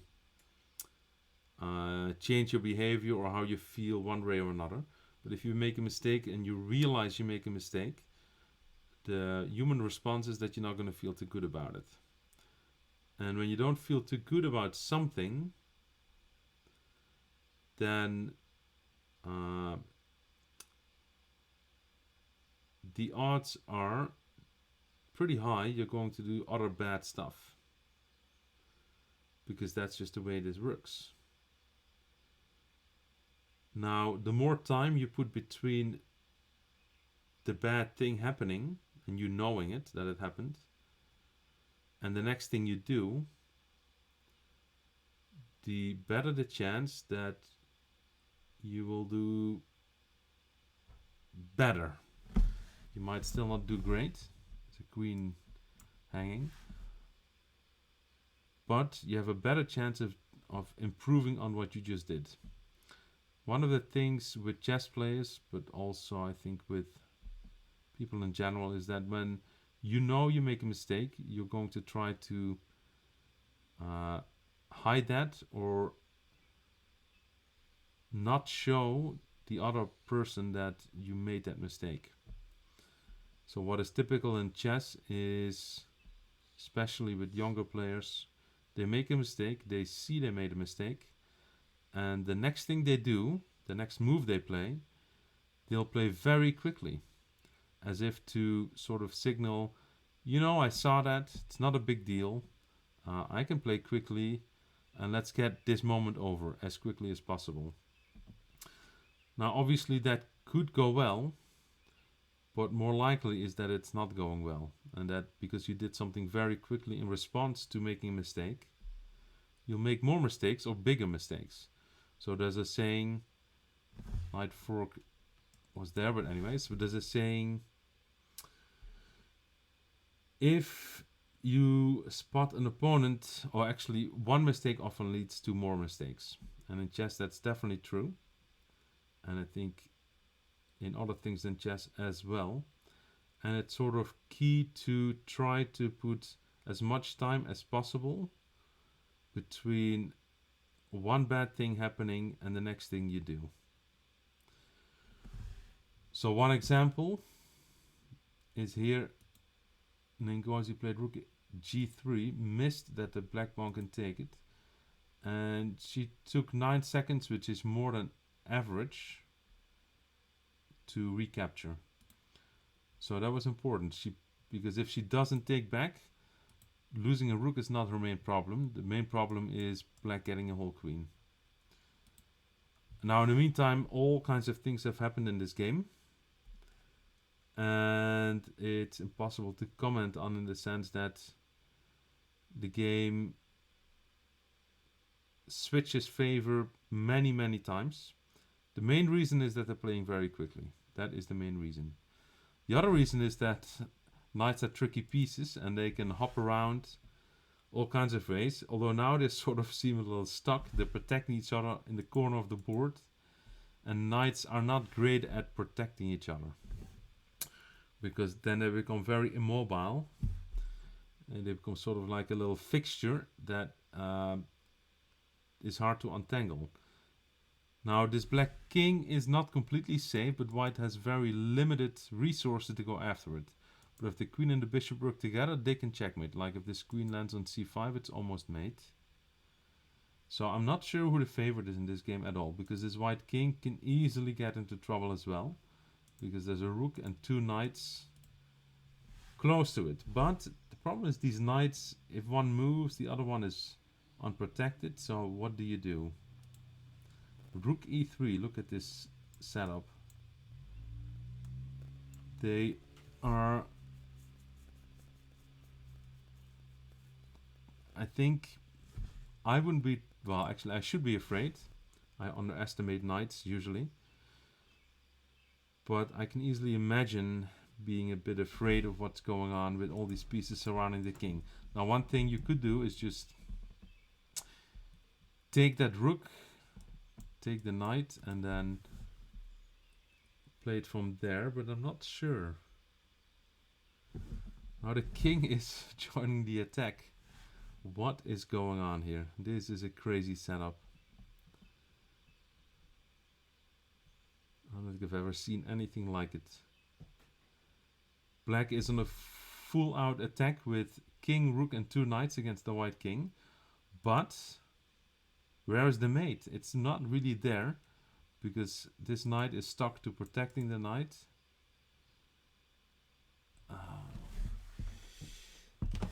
What is going to happen here? I guess, is time going to be an element? Uh-oh, the knight is hanging. That could be important. If white sees that, it could be check. Is probably not bad either. This king is now forced to move away. Okay.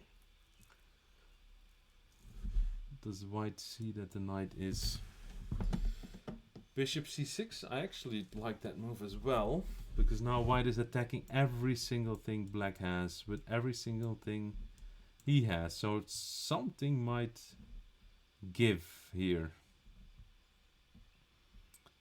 Okay. Alright, the king moves back. And white is trying to get another queen. Well, white will either get checkmated somehow. I don't see how, but somehow. Or white will get another queen. I think black is now trying, well, hold on. Let's hold your horses. Let's get back and try to catch that pawn. Attack the queen. Important detail. This, uh-oh. Queen, knight takes queen. Although then this pawn can run and become a queen. Things are getting out of hand here. Okay. And now the pawn runs and the knight cannot stop it. And then we'll have a battle of queen, bishop against knight and king. Which by no means is over. Because knights have this funny little thing called forks. And if somehow the knight can fork the king and queen and win the queen, or the knight can just take the queen, the game will be a tie. So, white has 1 minute 54 to find some way to checkmate. Okay, those odds just increased. Or it will be a stalemate. Fairly decent odds it will be a stalemate. Or it will be a checkmate. Checkmate, stalemate, or loss on time. In two cases, the result will be a draw, and in one case, white will win. So I guess from that point of view, there's a 2 in 3 chance that black will escape with a draw. I think he might, because it's not that easy to work a queen and bishop together to checkmate a king. That's actually fairly tricky. It's much easier with a queen and king. But in a sense, it might be more difficult with the queen, bishop, and king, because then you might try to use the bishop. You might lose time doing that. Then you're going to use the king. The bishop increases the chances of stalemate, because it will also be attacking a bunch of squares. So I don't know.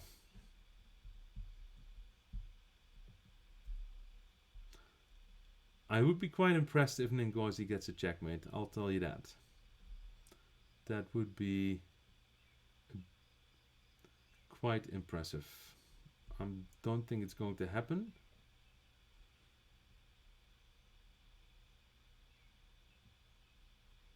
But let's see.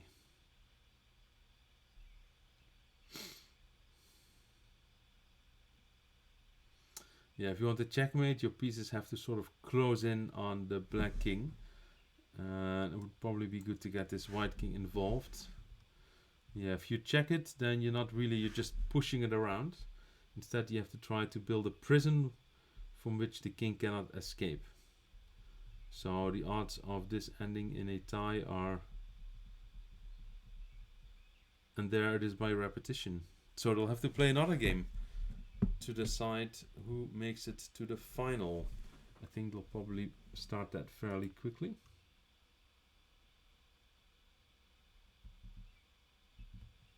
Well, I'm taking a quick break, and I'll be back as soon as they start.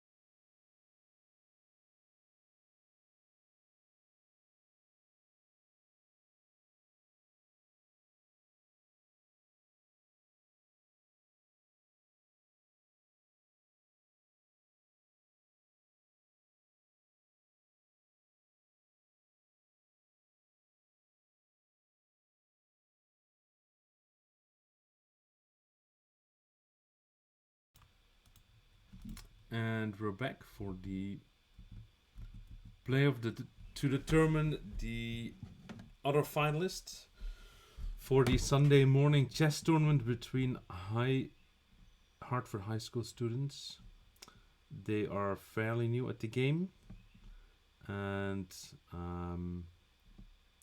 they've just most of them just learned how to play chess a few months ago, and they're battling it out on chess.com. The first game was a threefold repetition. It was a tie, and now they're playing a second game to determine who is going to play nighttime in the final of this week's edition. Nighttime is the huge favorite. He's won almost all Sunday morning events. So whoever wins this, they'll face an uphill battle to win the tournament, but still never ever miscount your chances. There's always some chances. Okay, in this position, white has an extra rook for a extra black knight. So it's fairly close. One good thing about the white king is that there's a pawn shield right in front of it, and the black pawn shield is moving out, creating a lot of space in front of the king. That increases the vulnerability of the black king. Not on the next turn, but for the rest of the game, basically. Now, if the white queen ever disappears, this king is instantly very safe. And if the black queen ever disappears, the white king is instantly very safe. Although it's probably already very safe. But kings need to hide and be safe from enemy queens. Not so much the other pieces. Because the other pieces, they need a lot of working together very well to try to checkmate an enemy king. As we saw in the previous game, there was black had a rook, 2 knights and a king surrounding a white king, and still it was not checkmate. Even though that's almost the equivalent of 19 points. But because it's not a queen and it doesn't cover that much ground at the same time, by the same piece, it's not that easy to checkmate without a queen. So right now, the question is king safety, especially for black's king. If somehow this white queen could get into a square like g5, that would be very nice. So I'm looking at any moves to open this diagonal, move up the pawn, and get this queen onto this diagonal into black's position. For black, I'm not sure. Maybe bishop here, queen there, and form a battery towards this g2 pawn. That could be interesting. But then again, there's 20, 30 other moves that you can choose from. So mostly it takes a lot of experience to get a feel for where things can go wrong. I like queen c1. Maybe it's setting up a skewer on this diagonal with the black queen and rook. The other thing it might set up is, I don't know, maybe you can play f3, e4 and get this queen on this diagonal. I still would like that. Problem is I don't see that many great ideas for black. That might be... But black is taking her time. So that's a pretty good sign. Okay. This could be a good move. Actually, it's attacking this rook. It's blocking this diagonal. Maybe that's a great move. Okay, I'm not sure if she will see that she can actually take the rook.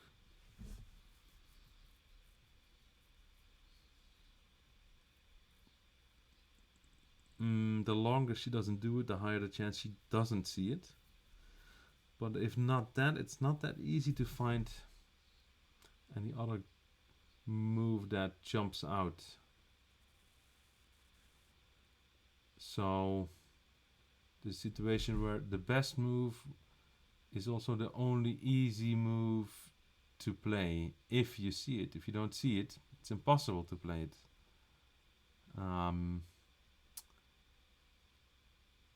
In that sense, it might be sort of critical. Black is spending another minute, so the odds of her seeing it are fairly decent. The longer she thinks, the better the chance she does see it.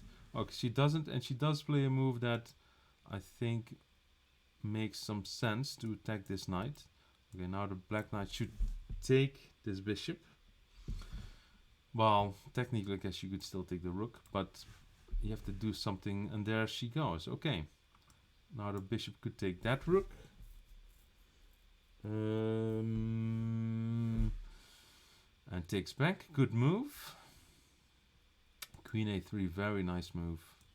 Double attack, king, knight. Most importantly, it's checking the king. And this king is a little lonely. I like that move. Blocking. If the king moved, maybe the queen could have gotten in. So maybe the queen can try to get in here. Also take the pawn. Pawn like that. Another move that could be interesting is trying to clear this f-pawn away. So you open up the file of the rook towards the black king. That move is nice if black doesn't take it, and black does. And this does make this game another case of checkmate, stalemate, or time. And it goes just 3.5 minutes. She's up a lot of material. She's a heavy favorite to win the game, but white has ways where he might get away with a tie. I think the odds of him getting away with a tie are smaller this time than in the previous game. Just because white has still a lot of pawns on the board as well, and black does have a queen with more pieces than just a bishop. But still, I don't know. I'm not sure what happens if they tie again.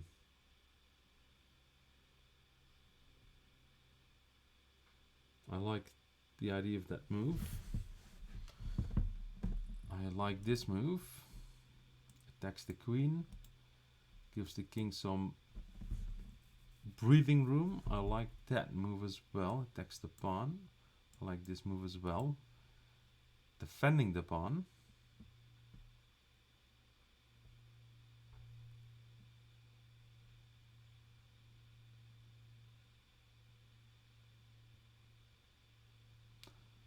Now, I would like to get this queen closer to the king, pin the rook.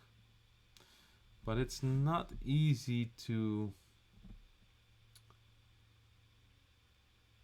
attack that king.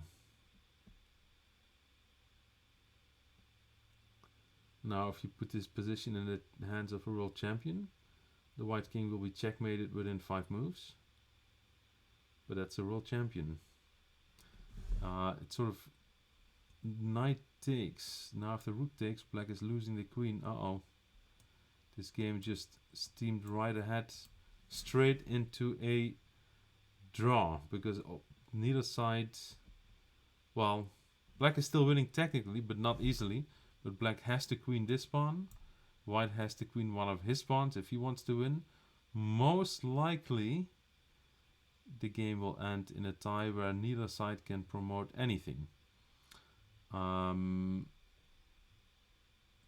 Again, technically black is winning because black could hang on to the pawn and stop this pawn, and then win white's e-pawn and then promote this pawn and get a queen. But not a single one of those things I just mentioned is straightforward or easy, and I don't think it's going to happen. In fact, in a sense, maybe white's practical chances are slightly better because, you know, white has the first threat of trying to get the pawn across. It's very important that this bishop keeps eyeing this promotion square for the white pawn.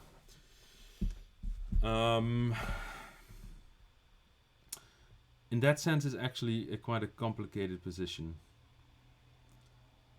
Because even though it's good for black, it's also not too difficult for black to go wrong. I do like this move. Now just make a move with the bishop, stick it on d5, protect. I also like this move. Now the white king will have to start moving away, which gives the black king a chance to go after white's pawn.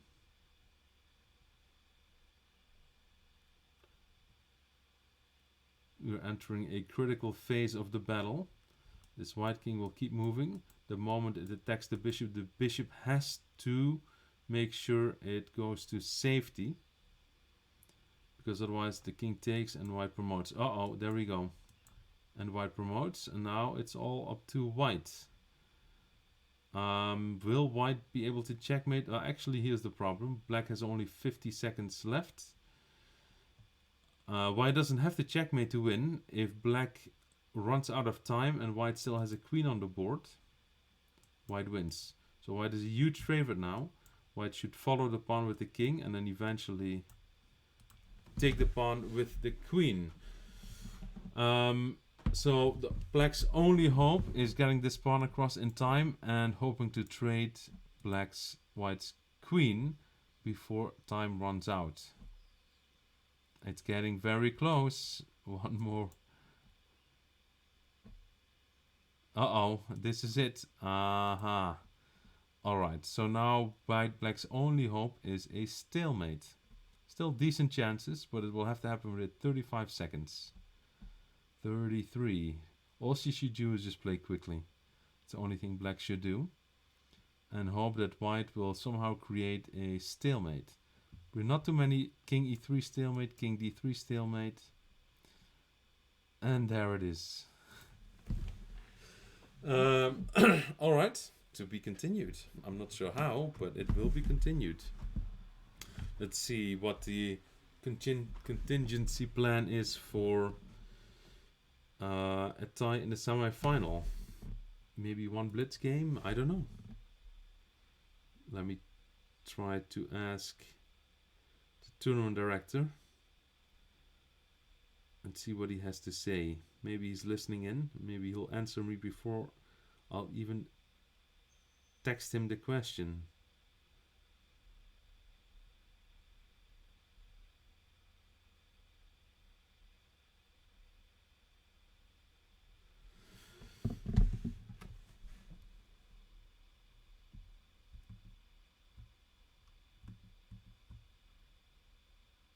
Okay, I'll be right back.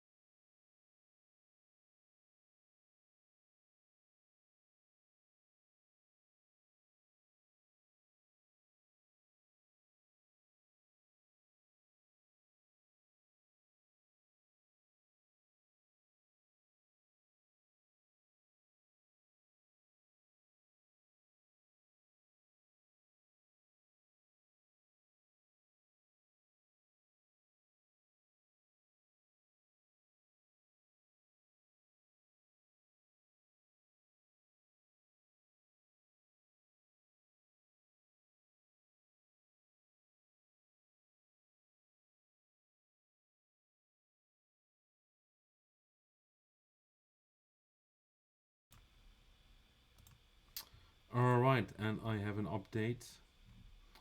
Turns out one of our players, Ngozi, had to leave, and as a result, we will just have a final between Chess Club Junior and Nighttime. And I believe they might have just started. Let's see. They have. The final is 2 games. Game 10. 10 minutes for each player per game. And we're off to a very interesting start. D4, E5. The England Gambit. I have not seen that one before. Certainly not in the repertoire of Nighttime 03. And White declines the gambit. White could take the pawn, which Black can try to win back, but for now he'll be down a pawn. So we have a pawn trade, and actually we enter a very, very, very well-known pawn structure, that of the exchange Queen's Gambit. Let's see, pawn f3, bishop c6, bishop f4, knight f6, queen d2, bishop b4, knight c3. So far a very good game. Castles, also very good. Let's see. So the black king is the first one to get some safety behind the pawn shield right in front of it. The white king, not so much yet. This pawn will have to move so the pieces can come out. So this king needs to either castle kingside or try queenside. But queenside is a little risky because there's just a lot of holes left by the white pawns. Okay, bishop a5 is interesting to try to keep the pin, but after b4, bishop b6, this bishop is not great on b6. It's completely hemmed in, yeah, by white pawns and has almost no scope. Now I would play pawn e3, protect this pawn. Okay, now we have the bishop suddenly coming to life because the pawn is gone, also threatening knight b3 coming now, I think. Let's see if Nighttime finds the knight fork. And his bishop suddenly becomes very powerful. Not a bad idea. He's pinning the pawn, so the pawn cannot take because of the rook bearing down on the white king. So this knight fork is still in the position. This could very quickly end up disastrous for the white king. When the knight moves, this pawn could come down and put maximum pressure on this one pawn, trying to fend off the black pieces along this e-file. So this is getting critical now. In this position, if white plays e3, reinforces this pawn instead of b5, then this bishop is very unhappy. But after b5 and this pawn disappears, this bishop suddenly becomes very happy. Okay, knight e2 is, I think, a very good idea from a defensive point of view to get this knight in front of the king. But there is still knight b3, forking queen and rook. Okay, found. Now the queen has to move to protect the rook, so that if the knight takes, you can take it back. So you're not losing a whole rook. Position is still maybe a little bit playable, but I'm very fearful what might happen once. Okay, that's a queen. And with that, that will be the end of the story for white. If Nighttime does what he usually does. I like bishop e3. There's actually a lot of good moves here. d4 is also a very good move. Knight h5 is a good move. Anything to put pressure on these dark squares and opening up this bishop's diagonal so this white king feels the heat. Bishop f5 is also a good move. Yeah, for white it's not easy at all. There's no easy moves in this position. Zero. Yeah, e4, the knight will come in, or the bishop, and the e-file will open up, and this king, actually knight g4 threatens queen. Bishop f2 is a mating threat, so you sort of have to take. But all of black's pieces are suddenly, alright, bishop f2 mate on the board. Will it be found? Almost. Bishop check here, but now we have some blocking moves still available. None of which are particularly pleasant for white, but anyways, you have to play him. Because now the knight can take, revealing the rook with check. So this is not going to be a pleasant situation no matter how you look at it. So now this king can run or block, neither which one will do much for white's survival. The rook can come down, the knight can come down, the queen can come down. Okay, now this king has to run. I guess you could still block if you really... Technically you still block, but black's pieces are just cleaning up like a vacuum cleaner here. Stripping the white king one by one of all its defenders. And at the end it will be a black attack massacre. King f1, okay. Now maybe he'll take this, maybe he'll take that, maybe he'll bring the queen. There are a lot of good moves here for black available, which might be his only issue, but so far nighttime didn't seem to have an issue with the problem of luxury, having a lot of options to continue an assault on an enemy king. He's taking his time, that's fine, because he has time, why not? At some point you should just try to figure out what is the quickest way to win.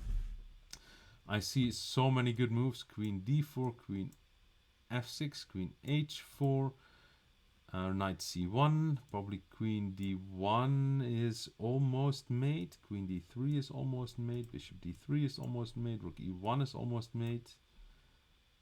Oh, that's a move I just played. That's not what happened. This is still the position. And nighttime is thinking. My guess is rook e... Oh wait, oh no, he did play bishop c1. So any move to get one of the heavy attackers close to the white king will be almost made. There's many ways to do this. So, and that's one of them. Actually, this is threatening bishop d3 mate. This might be the best of all. So he's now cutting off this king. The rook is cutting off the e-file. So now you all have to do is check. And bishop d3 would just do that. White has a chance to defend. Not an easy one. You can try to create some space, although that would allow the bishop in like that. So basically, it's knight b2 to protect d3, or it is the end of... Well, hold on, rook e1 is made as well. Okay, so he finds knight b2, but rook e1 is made as well. And he does it. Wow, impressive stuff. Knight d4, very, very strong. Queen d4, very strong move. So he's surrounding the white king, and now he's threatening a double checkmate. Rook e1, bishop d3, and there is no defense. Okay. Yeah, so far everyone has lost their queen against nighttime, and then within about 5 to 10 moves paid the price by getting checkmated. On to game 2 of the final. Nighttime is in the lead, about to win what will be, I lost count, like maybe his 8th Sunday morning tournament victory. I believe he won all except 2 of them, and we probably have had about 10 of them. We've also had some scrimmages between different libraries. Hartford Library has played a scrimmage with Bridgeport Library, which they narrowly lost.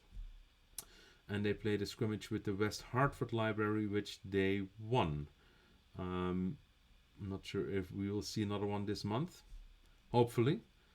And otherwise we'll see a few more of these tournaments.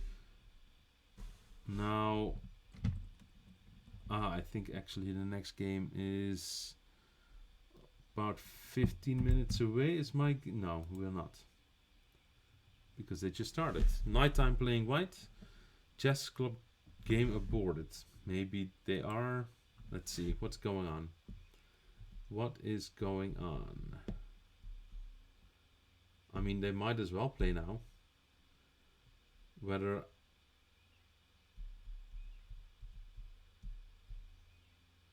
they do or do not doesn't really make a difference for what I will do. Let me just try to get some confirmation of the starting time so I know at least what to expect.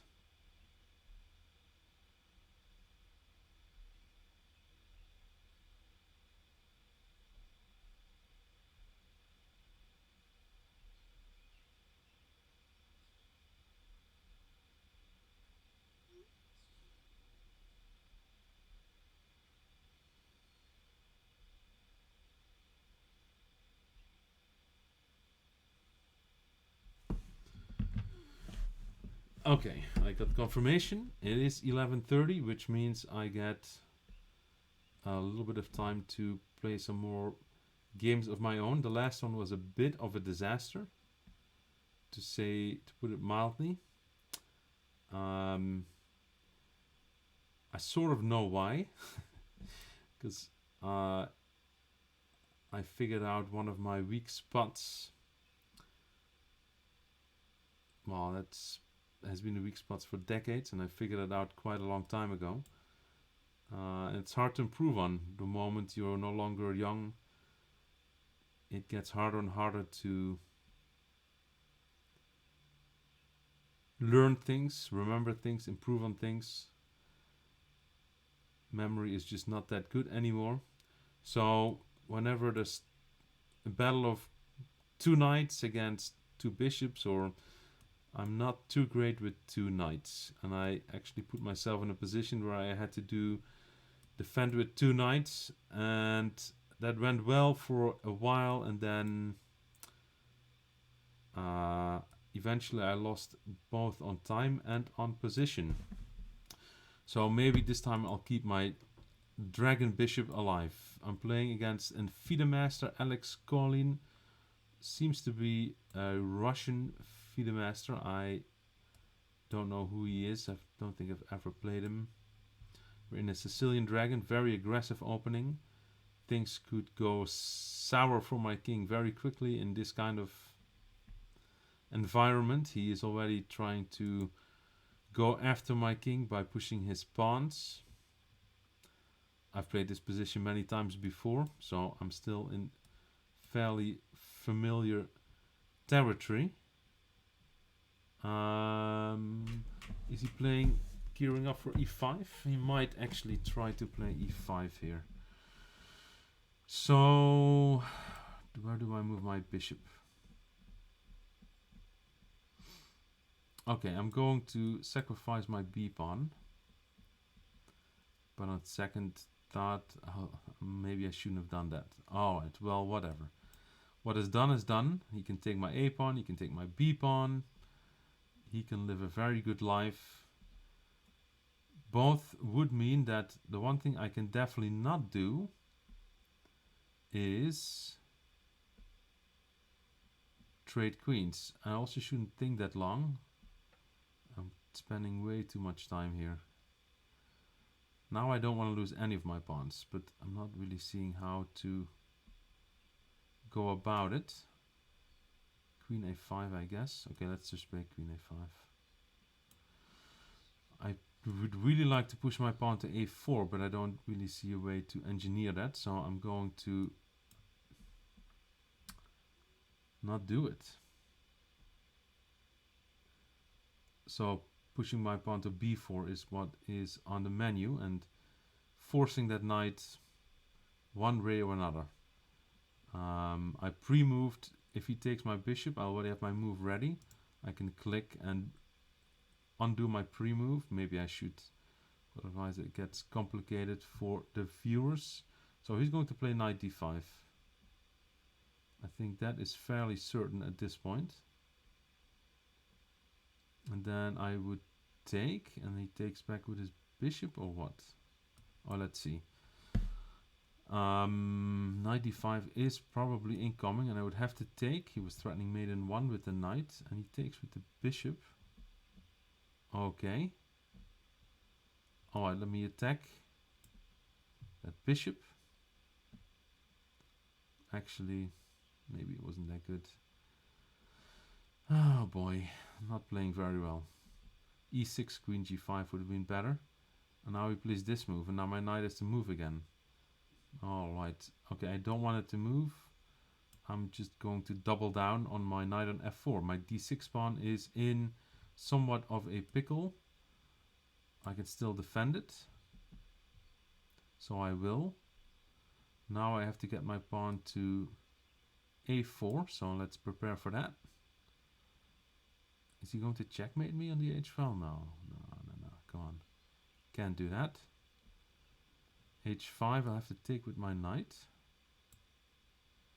Otherwise the h file could become a bit of an issue.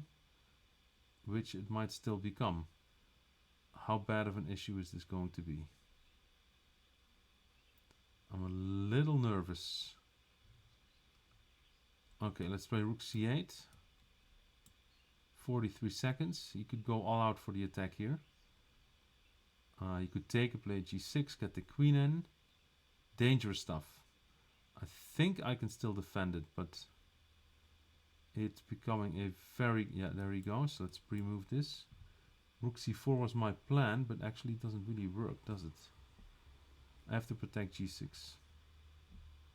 Okay, let's open up the 6th rank for my rook. And... Get in.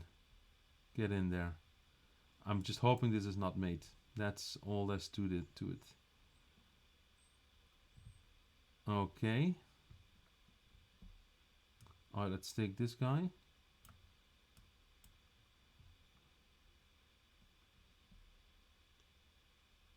Get my queen back to defend. Okay, I want to defend. Alright. Let's move this one up. He will check. I will move up. Oh, now I'm... Oh my god, okay. Bad. Probably attack my rook, which I have a hard time saving. And I have only 7 seconds. Okay, let's go. It goes back. Let's go to the H file. Come on. I have to hurry up. Only 1 second and I won on time. Ay. Okay then. Well, that worked out. Let's see if he wants to play again. How do I do this? Rematch. You have just enough time for one more game. It was far from an impressive effort, but just when I realized I had only a couple of seconds left is when I won the game, because I think I realized that a few seconds before my opponent did, that he had a few seconds left. Apparently he doesn't want to play. So, right chess master from the United States, national master. No idea who this is. But he is rated 2660 in Blitz, so decent Blitz player is my guess. I like to pre-move, so basically preempt. I can already make moves that I want to play in the next turn. I have to be careful doing that sort of thing, but a capture, recapture is... If he captures, I have to recapture. So if he does that, I will definitely play that move. He doesn't. Okay. On we go. And let's castle. And I'm expecting this in c5. No, he plays knight to b6. Now I have to make sure he doesn't get to play c5. Okay, he's trying to. And he's trying to again, so let's stop that again. He's trying to again, so can I stop it again? I'm not sure. Let's play bishop d3. So if we play c5, I take on e4, and then I can take on c5. Okay, so he's ready for knight b4, which I will stop as well. So now I'm thinking about playing queen c2. And, or knight h4. Maybe knight h4 is possible as well. Aha, that's the idea. Okay, in that case I will play knight h4. He might play c5 or, no, that doesn't work now because then the f5 pawn is hanging. Okay, now I will play queen c2 or queen e2. Let's go queen e2. Let's keep it away from the files of the rooks. And then what, double on the c file? Maybe. Okay, so he's ready to move his bishop. So my ready I should take now. And then double on the c file. Let's see how that works out for me. I'm just trying to stop that pawn from coming to c5. It's not usually critical or anything like that, but it will just give me a little bit of push against his. Just have a little bit more space. Okay, he wants to trade, but is that going to work? I'm not so sure this is working out for him. Now I have like this massive skewer along the diagonal. And then I take, and then I still have a skewer because both of the rooks are there. So I win a pawn and an exchange. My position is winning, but of course that doesn't mean everything. And now I just have to win the game. And how will I do that? Let's stick on the C file and try to go after this pawn. Well, let's also expand a little bit on the king side. Not sure which direction I will go yet. Okay, well, I think that's where I wanted to go. So do I keep going or not? Okay, let's sack back one pawn to make things a little easier. Now get the other rook involved along the open file. Okay, I don't mind trading queens. That would be the end of everything for him. Queen h3, is that a threat? Let's stop it. And then I just want to trade queens if I can. Just shouldn't mess that one up. That's all I need to do. If I trade queens, his queenside pawns are very weak. And I'm going to attack them. And he's not going to survive long over there. There goes one. There goes the next. Okay, now I have a passed pawn. Let's give a check. Let's see if he wants to keep his h pawn alive. He does. And that means my b pawn is finally going. Okay. Quite happy with that effort. Yeah, really happy with that effort. Kept control the whole game. Stopped him from playing c5 and trying to break down my center. And then he missed his bishop f5 trick. And then it became a technical effort. Technical meaning converting a good position into a win. This position he resigns because a knight cannot stop a rook and a pawn, and you will have to try to sacrifice a knight for the pawn, which means he's going to lose anyway, but he might not even do that because the knight is very clumsy in stopping things. For example, knight d6, there's rook a6, knight c5, b6, knight b7. I will just kick away that knight and promote my pawn. That which is why he resigned. And I think we will probably have our second final game starting any moment. Yep. Okay.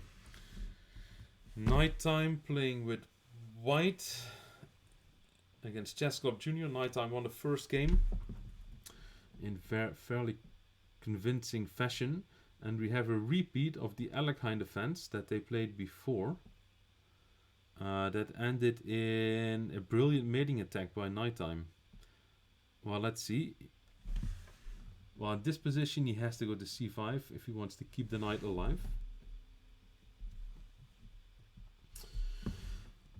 And Nighttime spent like half a minute on knight c3 in the previous game. This time he takes 3 seconds. He thinks, well, worked for me once.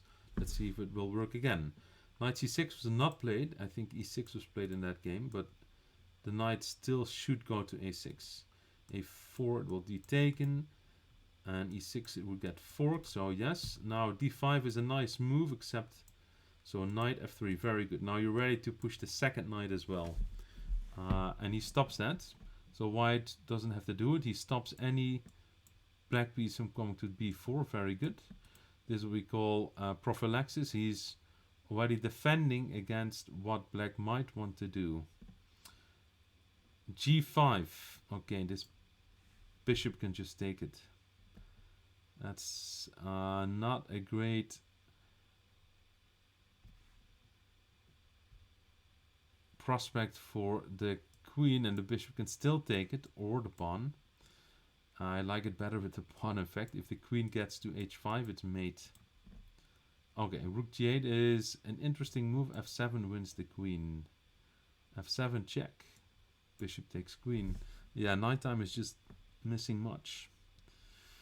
Frankly, I'm not too surprised. I spend like 2 hours every Saturday studying with him. And when we study too, he spots these things usually fairly quickly.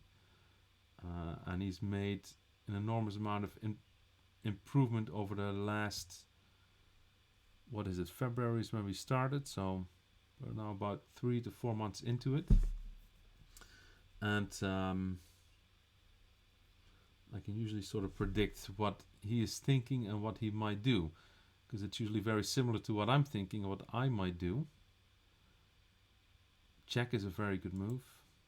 This king will have to decide which way to run. And now we're what? Knight e5 is almost mate. Yep, he does that. The king has to run to h6. What then? Queen check, or where is the mate? It's very close. We are very close to mate. We have 4 white pieces harassing this king. White might even use one of his pawns to join the attack. But yeah, king h6 is pretty much the only move. If rook here, then queen takes. Okay, so now I'm thinking queen d2. There it is. If the king runs, queen g5. The king runs, knight f7 mate. Okay, now the queen will take and it's mate. Or does he not see the bishop? It's possible. It's a bit unusual. Well, he does see it. Yeah, well, there's not too much more to be said about that. Chess Club Junior did okay for a little bit, but then, yeah, in this position he played g5, and that just opened up the gate for the white bishop to come in. He should probably play a move like d5. And or bishop e7, maybe even d5 and f5. Just give your pieces a bit more space. Try to block some of these diagonals. Get something, a pawn in the center, and then try to get this king castled. Yeah, the Alekhine is not an easy opening, the knight f6, because it almost always means your knight will be harassed for quite a bit. So you can see here, out of the first 5 moves black played were all knight moves. And in the meantime, white got his pawns out, advanced, got a lot of space for his pieces. So this Alekhine opening is actually not so easy. Alekhine is Alexander Alekhine, world champion 1928 through 1935, when Dutchman Max Euwe beat him, became a world champion, not for long, because they played again, I believe 1 or 2 years later, 1937, and Alekhine then came to his senses, so to speak, and regained the world championship title. And I think he lost it in 1946 because he died. So Alekhine is considered to be one of the stronger world champions. Of course, as a world champion, you have to be a strong player, as it is. But he was world champion for a long period of time, almost 20 years, and there was just this 2 years in there where he lost 1 match against Max Euwe, the Dutch world champion. But other than that, Alekhine was dominating the chess world for almost 2 decades, which usually means you are a very good player. Well, like Alekhine was dominating the world scene in the years 1928 until about 1946, or was it 48 even?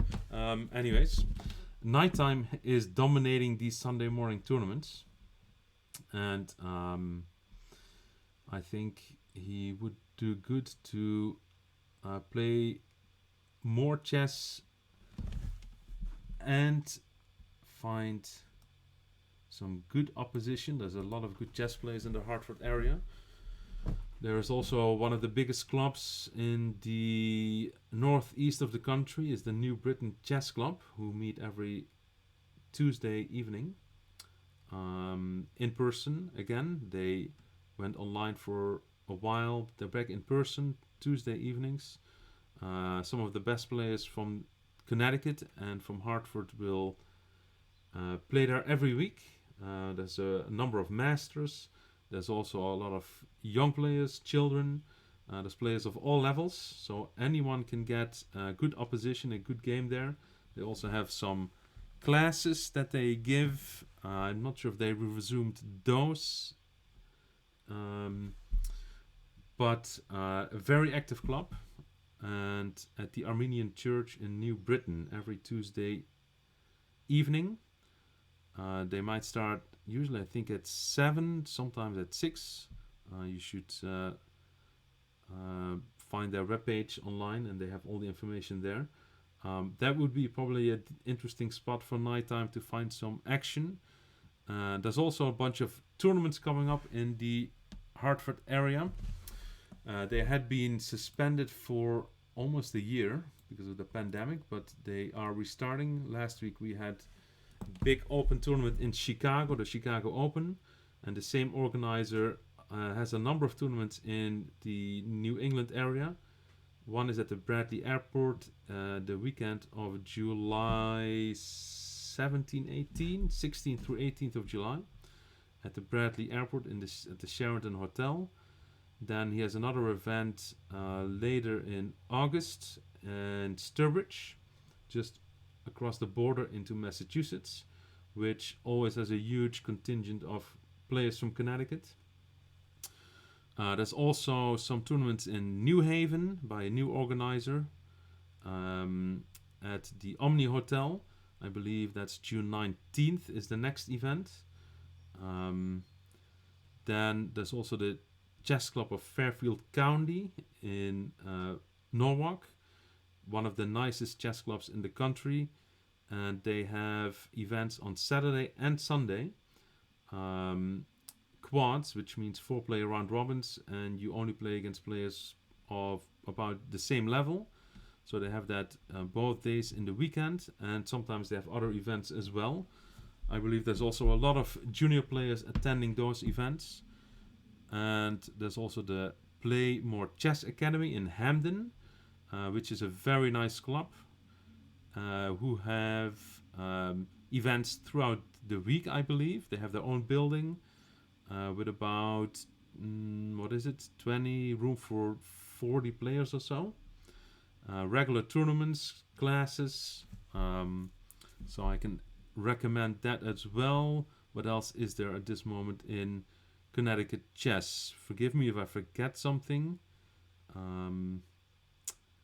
I believe that's sort of what's coming up. And the possibilities for in-person chess are increasing quickly again. And a lot of chess players are coming out of the woodwork and I think are eager to try it out.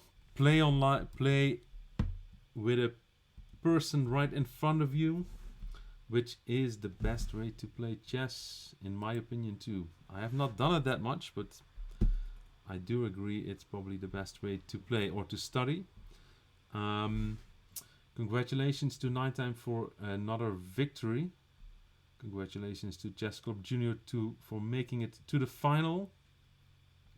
There will be a few more chances in the month of June. And let's see, I can stick on chess.com for a few more games. I don't know if anyone in the chat would like to play me a game. Let me know, because that can easily be arranged. In the meantime, I'm going to switch to another chess playing platform, which is Lichess, which is my favorite platform to play maybe a few games there. So what do I do? Let's go there. Where are you? You are here. Okay, now we're at Lichess. Then I have to change the size of my screen a little bit. Let's pull up a chess board, a random chess game on Lichess, so I can size it appropriately. This is just one of the top games being played on Lichess as we speak.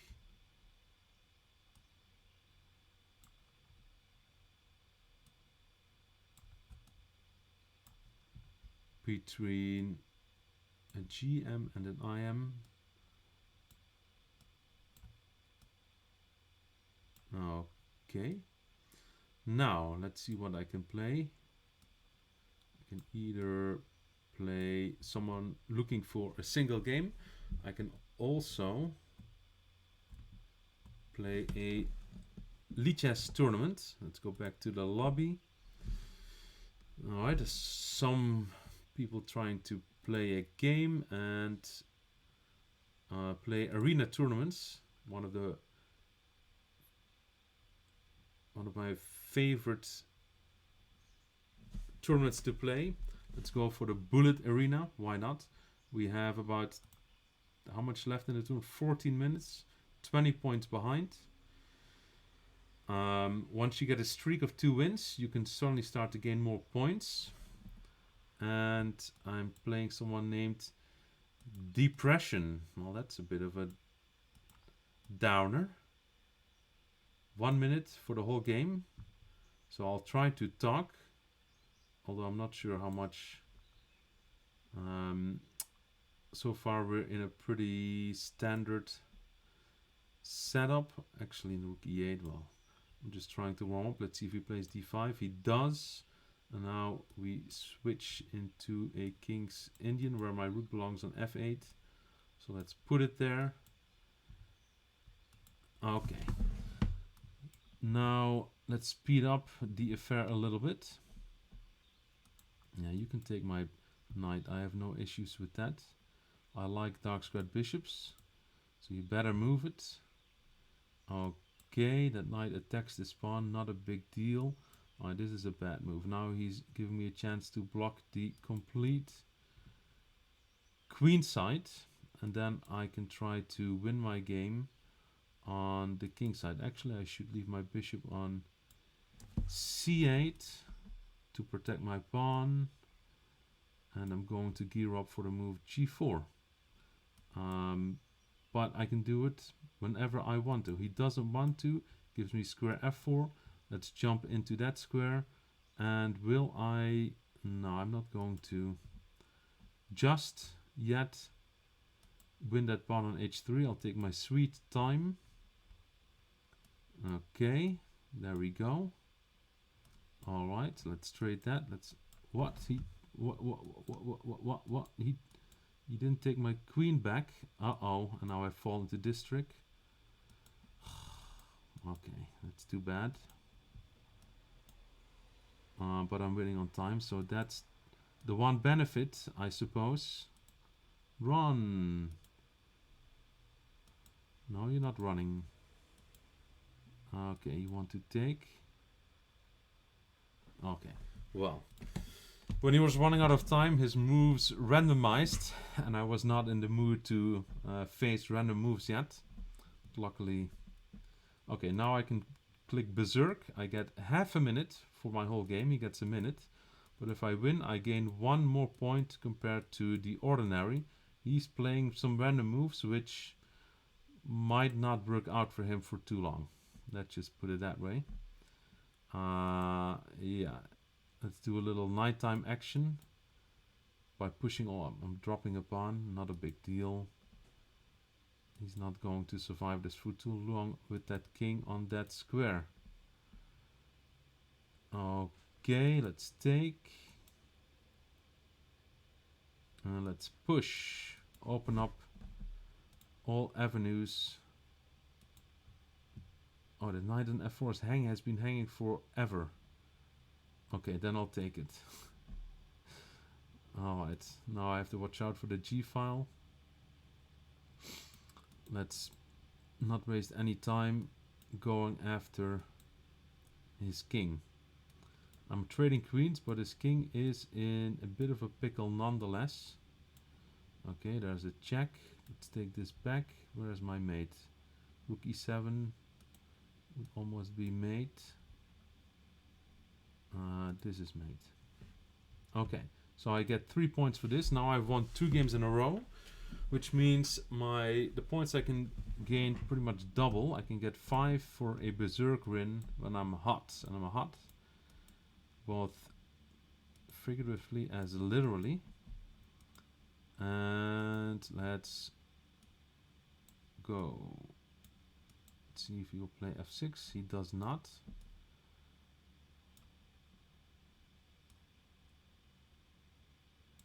Okay. I want to attack. I'm gearing up for a sacrifice on h6. He is trying to defend that. How do I take? How do I take? Let's take with this guy first. It took way too long. Let's see what he will do. Way too long. Alright, let's weaken the dark squares a little bit. Now move into square f6. Okay, no big deal. c6 is mine, thank you. Okay, here we go. That one got in. Now let's get this one in. Let's see. Uh-oh, queen.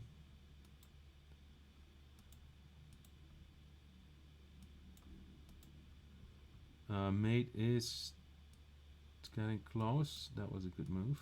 But now I'm going to go for the back rank. Invade on the back rank. Invade with the queen and mate on g7. Alright, so I gained 3 points for that. So now I'm what, up to 10? 18 points behind in 8 minutes. Probably not going to happen. 13 for third place. Let's see. Again, berserk. 30 seconds to win the game. Okay, let's see how this will go. We're in a pretty normal position. He's playing well so far. This is all some sort of theory. I might not playing it perfectly, but it's okay. It's a little bit unpleasant that he's playing so well. Okay, threatening rook d4. Let's see if he spots that. He does not. Good.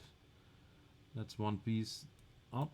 Now I just have to make sure I don't drop my queen. What is this? Go. Okay, if you want to have it that way, we can have it that way. Let's go for the e file. Should I offer a queen trade? Sure. Let's offer a queen trade. Let's threaten mate.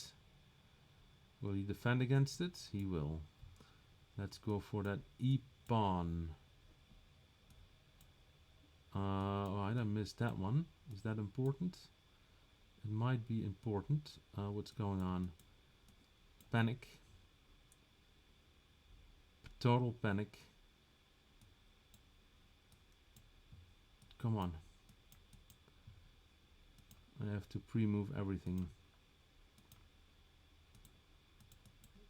So is he. Yeah, I'm gonna lose this game.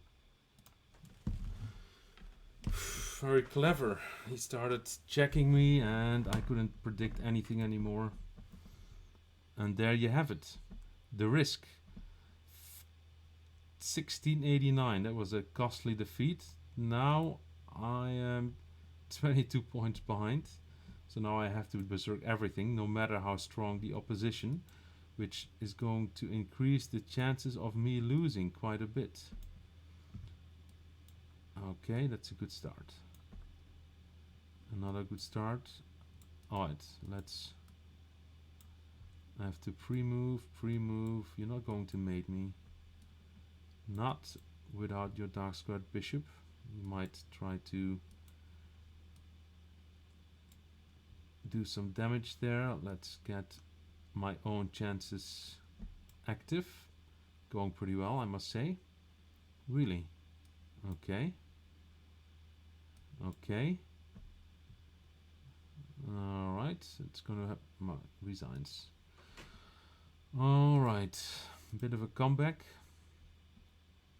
But I'm lost my streak, which means it's going to be hard for me to catch up to the top players. 5 minutes, 13 points, 13 behind. No.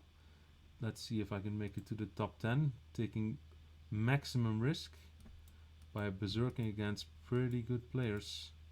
That could be a problem. I have to predict every single move they make. I didn't predict that one. Let's see.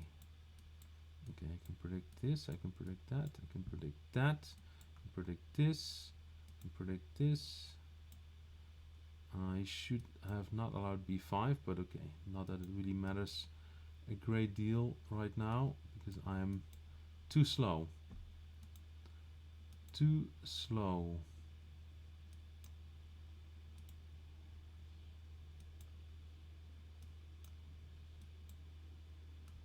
Let's go. I have to attack. If I want a chance, I have to attack, and then... Okay. I'm playing quite badly, unfortunately. And he's playing quite fast. I am winning. Now I just have to go for an all-out attack on the king. Okay. Okay. Alright, let's move in. Let's move in for the kill. And I lost on time, yeah. He was too fast and too good. Okay, let's pause this. I'm not going to do any more damage there. I dropped all kinds of rating points just to try to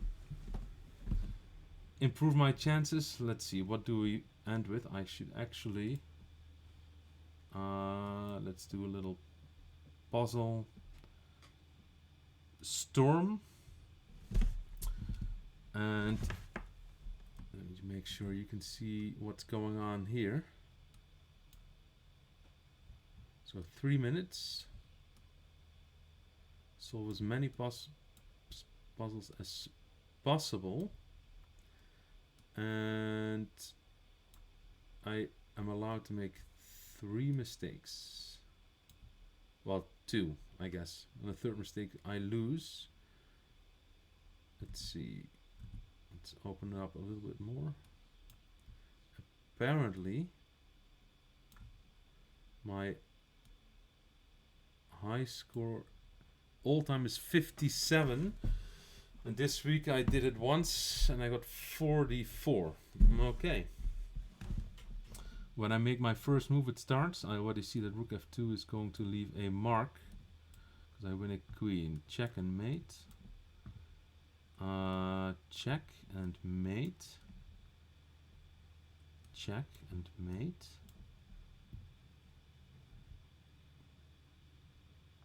What is going on? Okay. Check and win a bishop. Check, take queen, take rook. Check and mate. Check and mate. I have to go much faster if I want any chance. Check and mate. Attack rook, take bishop. Check, win queen. Check, win knight. Check, win queen. Check, win queen. Take pin. What is going on here? It's mate. Take rook, take knight. What is this? Take, okay. Take. Check and take. Why am I not seeing this one? That's a bit annoying. Why to move?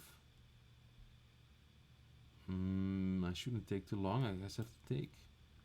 Alright then. Okay. No idea why that worked.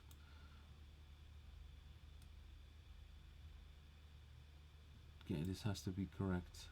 Check. Check and mate. Queen d2. Check.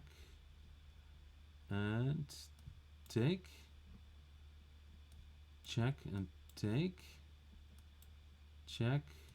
Take and run. Check and win the queen.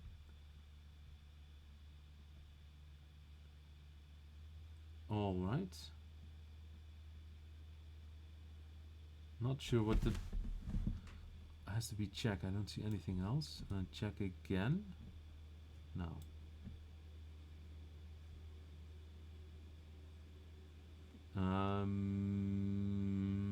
Take. Not sure. Double attack, knight, rook. I win a knight. Pin, take, queen. Check. Check. Check and take, I guess. Oh, check a5, win the bishop. This is going to leave a mark. Not there. First take. What is going on here? I see a take, check, take, knight. This is a mate in 2. This is a mate in 2 as well. This is what? Can't I just run? Why can't I run? And take? Oh, what on earth is going on here? I take and I take. No check, so I open up. Is this mate? It is mate. Check, take queen. Check, take rook. Check and mate. What is going on? This is a very tricky one. Check and fork. Check, mate. Come on. Take and take queen. Sorry about that. Alright, let's play queen h4, threaten the bishop and mate, and let's play nothing. Okay, 46. Well, best of the week. 99%. So I guess I made one mistake. 71. Not sure what combo means. 250 seconds. 2.5 seconds per move. And it was just the last one because I didn't make a move. Queen b2 was my move, which is winning. And there's a mistake here. Let's see. I played bishop takes, and my point idea was queen takes, rook takes d1, but I have to what? Switch the move order? Then he takes an f. Oh, it's not check. Alright, he takes and then I take. Okay, understood. And that was it. It is noon. I'm going to thank you for joining in this week, and I'll see you again next week. Stay cool.